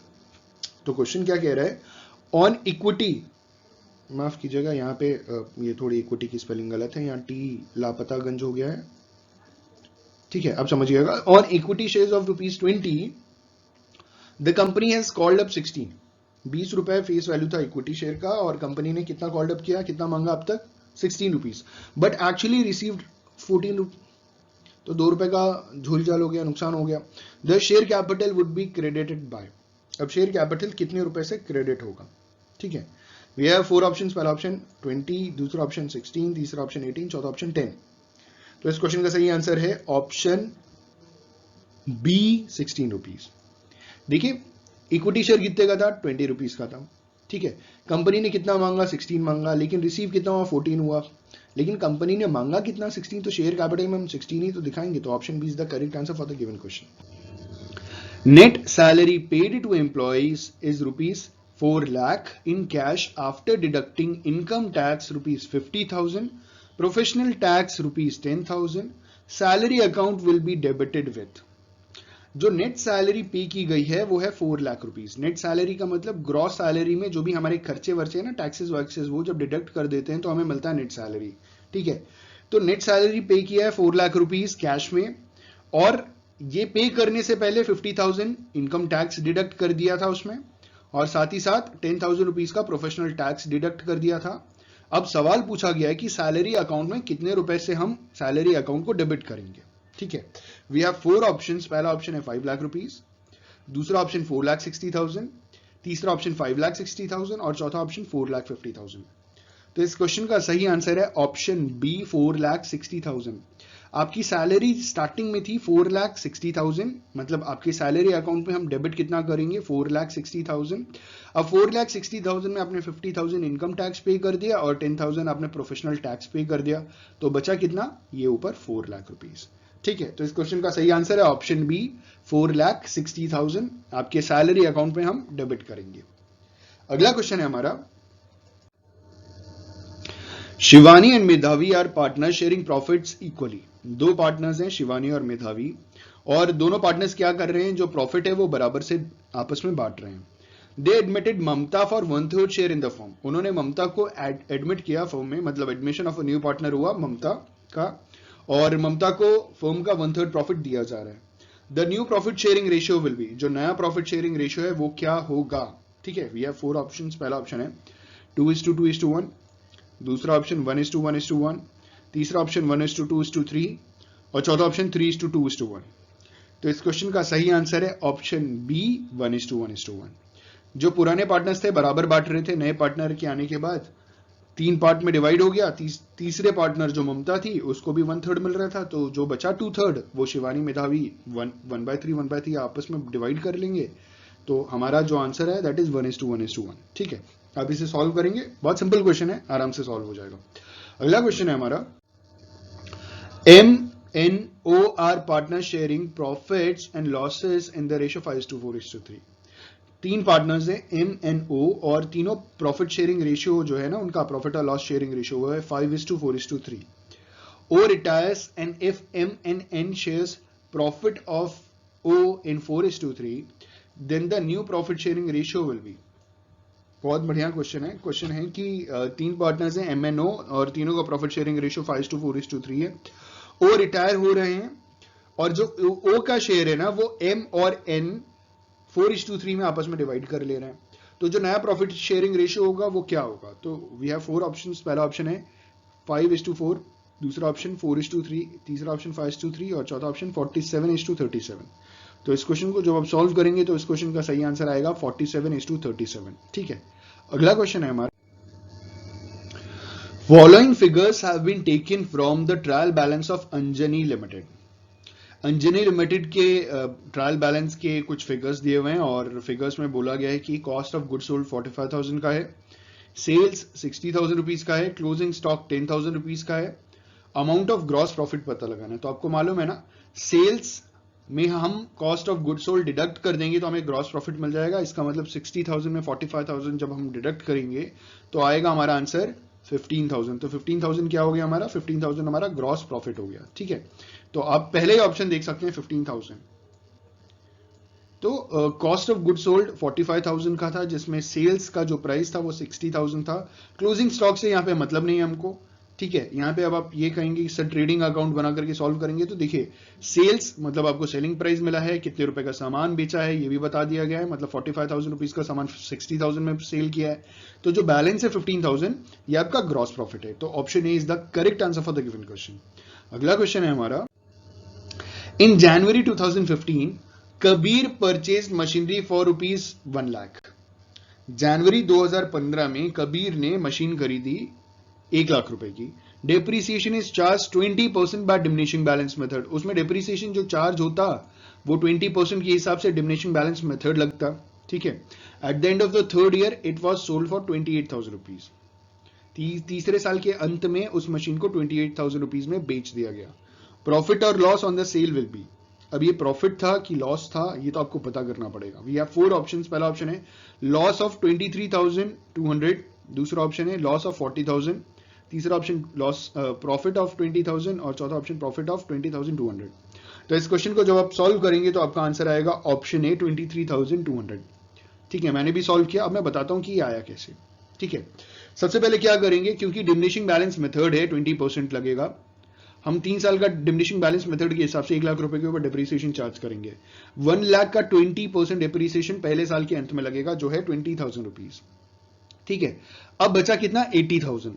80,000 में अगले साल 20% उसका डेप्रीसिएशन चार्ज होगा जो है 16,000। अब 80,000 में 16,000 माइनस करेंगे तो आ गया 64,000। 64,000 में तीसरे साल 20% डेप्रीसिएशन चार्ज होगा 20%। तो 64,000 में हम 20% माइनस करेंगे दैट इज 12,800। तो 64,000 माइनस 12,800 जब हम डिडक्ट करते हैं तो इसकी वैल्यू आती है 51,200। तो तीसरे साल के लास्ट में मशीनरी की वैल्यू थी 51,200 रुपीज की, लेकिन आपने उसे बेच कितने में दिया, आपने उसको सेल कितने में कर दिया 28,000, तो आपका लॉस हो गया कितने का 23,200। 51,200 में 28,000 का जब आप बेचेंगे तो आपका लॉस आएगा 23,200। आप मेरी बात को सुन करके लिख करके इसे वापस सॉल्व करके भी चेक कर सकते हैं। इस क्वेश्चन का सही आंसर लॉस ऑफ रुपीज 23,200, ठीक है, इज द राइट आंसर। अगला क्वेश्चन है हमारा, net profit before charging managers commission is rupees 24,000। Manager को कमीशन चार्ज करने से पहले जो नेट प्रॉफिट था वो कितना था 24,000 रुपीज का, और जो मैनेजर था is to be allowed a commission of 20%। Manager को जो कमीशन अलाउ किया गया वो कितना है 20%। On the profit are charging such commission amount will be, we have 4 options. पहला ऑप्शन 4,000, दूसरा ऑप्शन 4,800, तीसरा ऑप्शन 4,444 और चौथा option none of the above. Question कह रहे हैं कि नेट प्रॉफिट जो है मैनेजर को कमीशन देने से पहले 24,000 है, और मैनेजर का जो कमीशन है वो 20% है किसके ऊपर, आफ्टर चार्जिंग सच कमीशन। तो फॉर्मूला लगेगा 20 डिवाइडेड बाय 120 इंटू 24,000। जब आप इसे सॉल्व करेंगे तो आपका आंसर आएगा ऑप्शन ए 4,000। तो मैनेजर का कमीशन कितना हुआ 4,000 रुपीज, ठीक है। अगला क्वेश्चन है हमारा, amount spent on structural alteration under pressure of law is. Law के प्रेशर में आकर के हमने कुछ पैसे खर्च किए और स्ट्रक्चरल ऑल्टरेशन कराया, तो ये किस टाइप का खर्चा है हमारा, ठीक है। We have 4 options. पहला option it's a capital loss, दूसरा ऑप्शन रेवेन्यू एक्सपेंडिचर, तीसरा ऑप्शन कैपिटल एक्सपेंडिचर और चौथा ऑप्शन डेफर्ड रेवेन्यू एक्सपेंडिचर, ठीक है। तो इस क्वेश्चन का सही आंसर है ऑप्शन बी रेवेन्यू एक्सपेंडिचर। अब हमने क्या किया कि जो स्ट्रक्चरल ऑल्टरेशन कराया लॉ के प्रेशर में आकर के, under the pressure of law, जो भी हमने पैसा खर्चा किया, तो ये स्ट्रक्चरल ऑल्टरेशन है। इसे हम रेवेन्यू एक्सपेंडिचर इसलिए कंसीडर करेंगे क्योंकि स्ट्रक्चर में जब हम ऑल्टरेशन करेंगे तो उससे जरूरी नहीं है कि हमारी इनकम बढ़ जाए, हमारा रेवेन्यू बढ़ जाए, ठीक है, हमारी अर्निंग कैपेसिटी बढ़ जाए, हमारा कैपिटल बढ़ जाए। It is just a structural alteration which has been done under the pressure of law. तो ये जो खर्चा होगा it is a kind of a revenue expenditure. Option B is the correct answer for the given question, ठीक है। अगला question है हमारा, अगले क्वेश्चन में ये एक छोटा सा टाइपिंग एरर है, छोटा सा नहीं है, बहुत बड़ा ब्लंडर है। ये 3% 3 नहीं होगा, ये 2 होगा, ठीक है। अब देखते हैं क्वेश्चन क्या है हमारा। Utkarsh, Shantanu and Suryansh shares profits and losses in the ratio 3:2:1। 3 friends हैं, उत्कर्ष, शांतनु और सूर्यांश, और ये तीनों फ्रेंड्स प्रॉफिट और लॉस 3:2:1 के रेशियो में शेयर करते हैं। On the admission of Devashish they agreed to share 5:4:2:1। तो जब नया पार्टनर देवाशीष आया तो इन्होंने अग्री किया कि अब उनका प्रॉफिट शेयरिंग रेशियो हो गया 5:4:2:1। The sacrificing ratio will be, अब यहां पे जो सेक्रीफाइसिंग रेशियो है वो क्या होगा, ठीक है। वे 4 ऑप्शंस। पहला ऑप्शन है निल, निल 1/12, मतलब उत्कर्ष का निल है, शांतनु का निल है और सूर्यांश का 1/12 होगा। दूसरा ऑप्शन है उत्कर्ष का निल, शांतनु का 1/12 और सूर्यांश का निल। तीसरा ऑप्शन है उत्कर्ष का 1/12, शांतनु और सूर्यांश का निल और निल, और चौथा option none of the above. तो इस क्वेश्चन का सही आंसर है ऑप्शन सी, उत्कर्ष का 1/12 सेक्रीफाइसिंग रेशियो है और शांतनु और सूर्यांश का कुछ भी नहीं है, निल है, निल। इसको जब आप सॉल्व करेंगे, आपको मालूम है कि जब नया पार्टनर एडमिट होता है तो प्रॉफिट शेयरिंग रेशियो किस हिसाब से शेयर किया जाता है, आप फॉर्मूले में पुट करके जब आप इसे सॉल्व करेंगे तो आपका आंसर आ जाएगा, ठीक है।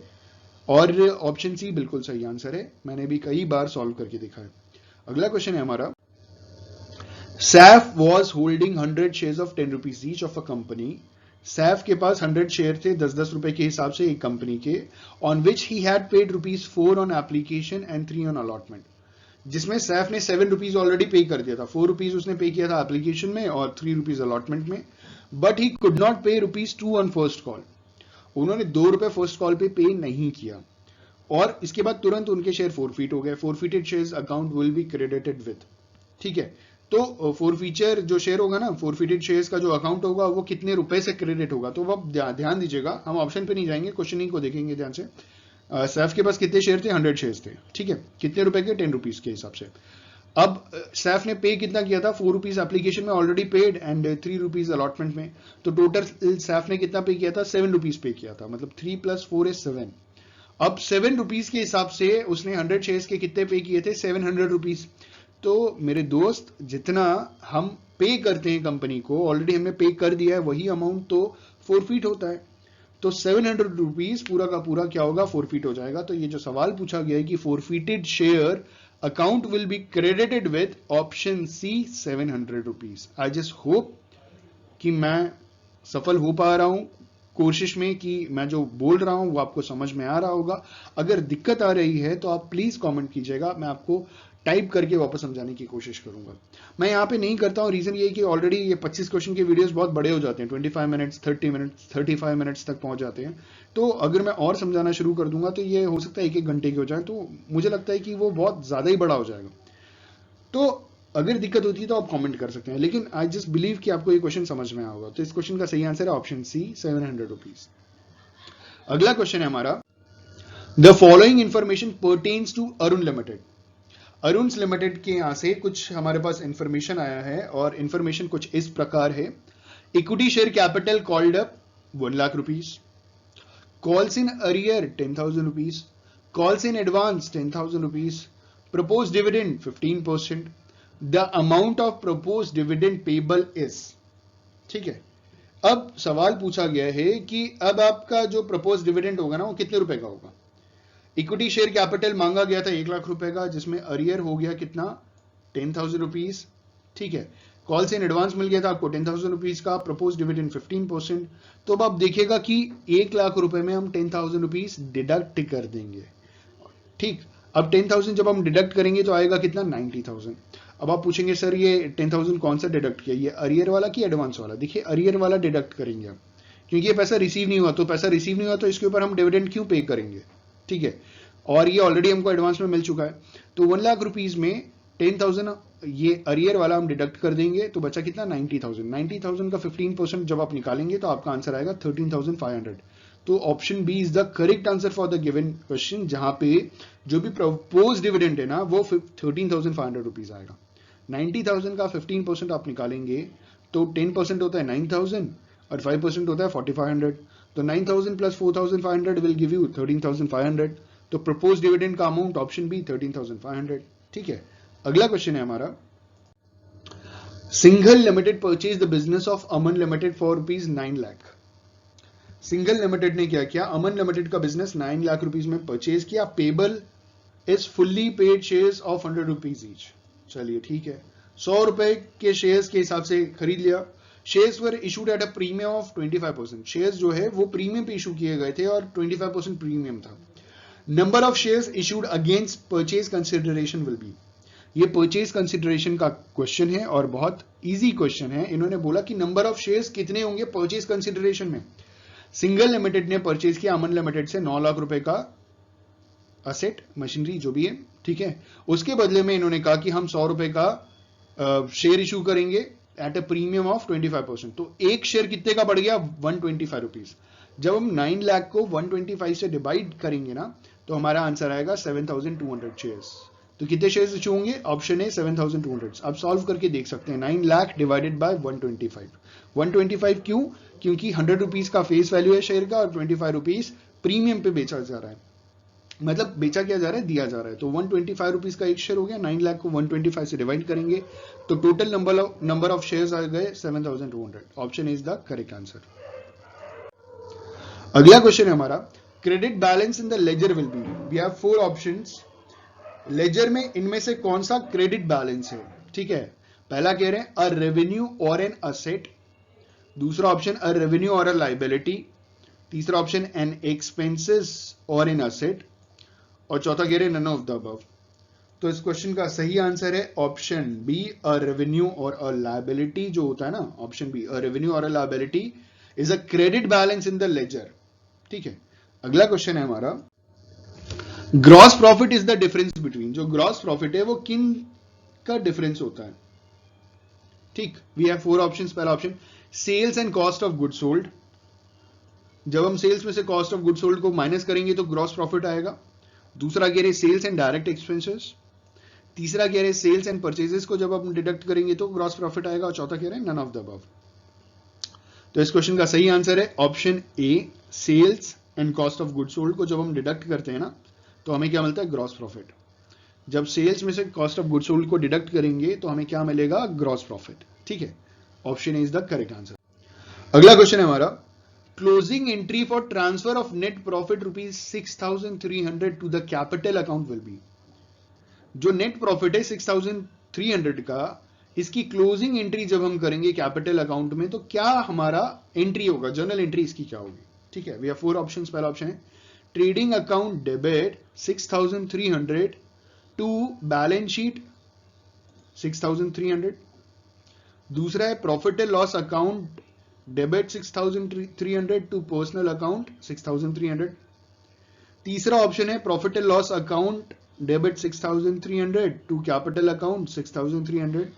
और चौथा कह रहे हैं capital account 6,300 debit to profit and loss account 6,300। तो इस क्वेश्चन का सही आंसर है option C, profit and loss account debit 6,300 to capital account 6,300। ये क्लोजिंग एंट्री है जब हम कैपिटल अकाउंट में प्रॉफिट को ट्रांसफर कर रहे हैं। ठीक है, तो प्रॉफिट अकाउंट भी आएगा और साथ ही साथ कैपिटल अकाउंट भी आएगा और एंट्री हो जाएगी profit and loss account debit 6,300 to capital account 6,300। Option C is the correct answer for the given question. अगला क्वेश्चन है हमारा, the total of discount allowed column in the cash book for the month of July 2019 amounting to ₹10,000 was not posted। ठीक है, ये line सीधी बनती ही नहीं है। ठीक है, यहां पे कह रहे हैं कि जो टोटल डिस्काउंट अलाउ किया गया है जुलाई 2019 के हिसाब से कैश बुक का 10,000 रुपीज का है जिसे पोस्ट नहीं किया गया। अब इसकी रेक्टिफाइंग एंट्री क्या होगी। मैं फिर से क्वेश्चन बोलूं, जुलाई 2019 के मंथ का कैश बुक का डिस्काउंट अलाउड में जो कॉलम है उसकी जो 10,000 रुपीज का जो पोस्ट करना था वो हमने पोस्ट नहीं किया, ये पोस्ट करना भूल गए, ओमिशन हो गया, जो भी हो गया। ठीक है, अब इसकी रेक्टिफाइंग एंट्री क्या होगी। या 4 ऑप्शंस। पहला option discount account debit 10,000 to suspense account 10,000। दूसरा ऑप्शन है suspense account debit 10,000 to discount account 10,000। तीसरा option discount account debit 10,000 to cash account 10,000। और चौथा नन ऑफ द अबव। तो इस क्वेश्चन का सही आंसर है option A, discount account debit 10,000 to suspense account 10,000। ये रेक्टिफाइंग एंट्री होगी ऊपर के क्वेश्चन की। ठीक है, आफ्टर अगला क्वेश्चन है हमारा, after preparing the trial balance the accountant finds that the total of the debit side is short by ₹2,000। The difference will be. देखिए, अकाउंटेंट जब ट्रायल बैलेंस प्रिपेयर कर रहे हैं तो जो टोटल बैलेंस है वो डेबिट साइड का 2,000 रुपीज से कम आ रहा है, शॉर्ट आ रहा है। ठीक है, तो अब क्या होगा, जो डिफरेंस होगा उसे क्या करेंगे। 4 ऑप्शंस। पहला ऑप्शन है डेबिटेड टू सस्पेंस अकाउंट। दूसरा ऑप्शन है क्रेडिटेड टू सस्पेंस अकाउंट। तीसरा ऑप्शन है adjusted to any of the credit balance account. और चौथा ऑप्शन है नन ऑफ द अबव। तो इस क्वेश्चन का सही आंसर है option A, debited to suspense account.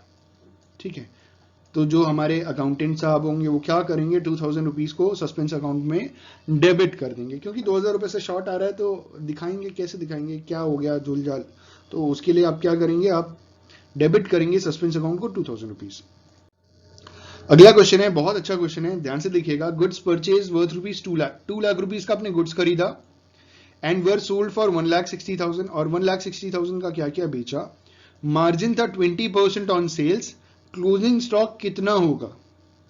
ये पूरा का पूरा जो क्वेश्चन है ये ट्रेडिंग अकाउंट है। आप ट्रेडिंग अकाउंट बनाते हैं ना, टी बनाते हैं ट्रेडिंग अकाउंट का। ठीक है, तो इस क्वेश्चन के 4 ऑप्शन है, 32,000, 72,000, 50,000 और नन ऑफ द अबव। तो जब आप इस क्वेश्चन को सॉल्व करेंगे तो आपका आंसर आएगा ऑप्शन बी, 72,000 रुपीज। अब ये आया कैसे, मैं आपको बताता हूं। ठीक है, ध्यान से समझिएगा। जैसा कि मैंने कहा कि आपको इसके लिए क्या करना पड़ेगा, ट्रेडिंग अकाउंट बनाना पड़ेगा। तो ट्रेडिंग अकाउंट में गुड्स परचेजेस हम कहां लिखते हैं, गुड परचेजेस हम लिखते हैं डेबिट साइड में। ठीक है, लेकिन ध्यान से आप देखिए क्वेश्चन की, आपने 1,60,000 रुपीज के जो गुड्स बेचे हैं वो कितने रुपए में बेचे हैं, 20% प्रॉफिट का मार्जिन था। तो 1,60,000 में 20% जब आप ऐड करेंगे तो 1,92,000 हो गया। ठीक है, तो 1,92,000 हो गया। अब 1,92,000 में 1,60,000 माइनस कीजिएगा तो 32,000 आएगा। तो 32,000 भी आपका डेबिट साइड आ गया जो आपका ग्रॉस प्रॉफिट है। 2 लाख रुपीज आपका परचेजेस आपका डेबिट साइड आ गया। और आपने क्या किया, cost of good sold 1,60,000 credit side दिखा दिया। तो जब आप इसे सॉल्व करेंगे तो आपका क्लोजिंग स्टॉक यहां आ जाएगा और क्लोजिंग स्टॉक की वैल्यू हो जाएगी 72,000 रुपीज।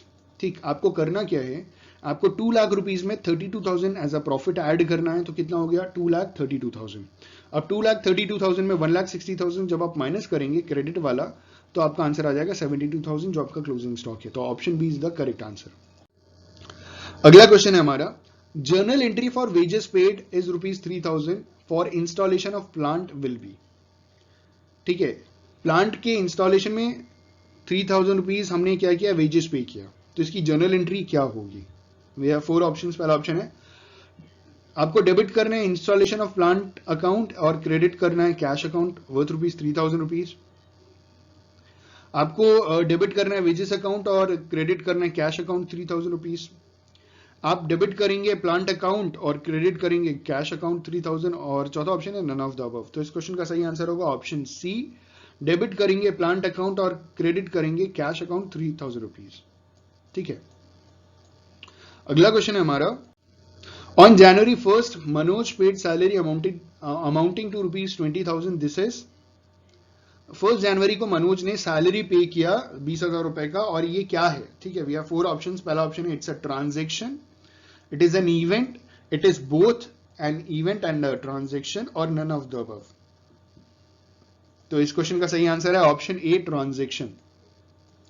अब आप ये सवाल पूछेंगे, सर यार यहां पे तो इवेंट भी तो कह सकते हैं, ये तो इवेंट भी तो हो रहा है, आप सिर्फ ट्रांजेक्शन कह रहे हैं। इस क्वेश्चन का सही आंसर सी भी तो हो सकता है, बोथ ए एंड बी, ये ट्रांजेक्शन भी इवेंट भी है। तो मैं आपको इस सवाल का जवाब देता हूं कि when an event brings changes to accounting balances it is classified as a transaction. Business के अंदर का कोई इवेंट अगर अकाउंट बैलेंस में कोई भी चेंज लेकर के आ रहा है तो उसे हम ट्रांजेक्शन कहेंगे। ट्रांजेक्शन कहेंगे का मतलब सिर्फ ट्रांजेक्शन कहेंगे, तो हम उसे इवेंट नहीं कंसिडर करेंगे, उसे ट्रांजेक्शन बोलेंगे। तो इस हिसाब से, इस डेफिनेशन के हिसाब से, इस ट्रांजेक्शन की डेफिनेशन के हिसाब से ऑप्शन ए बिल्कुल सही जवाब है। ठीक है, अगला क्वेश्चन है हमारा, ठाकुर सज्जन सिंह, मालूम है ना आपको कौन है ठाकुर सज्जन सिंह? अरे प्रतिज्ञा सीरियल आता था वो वाले।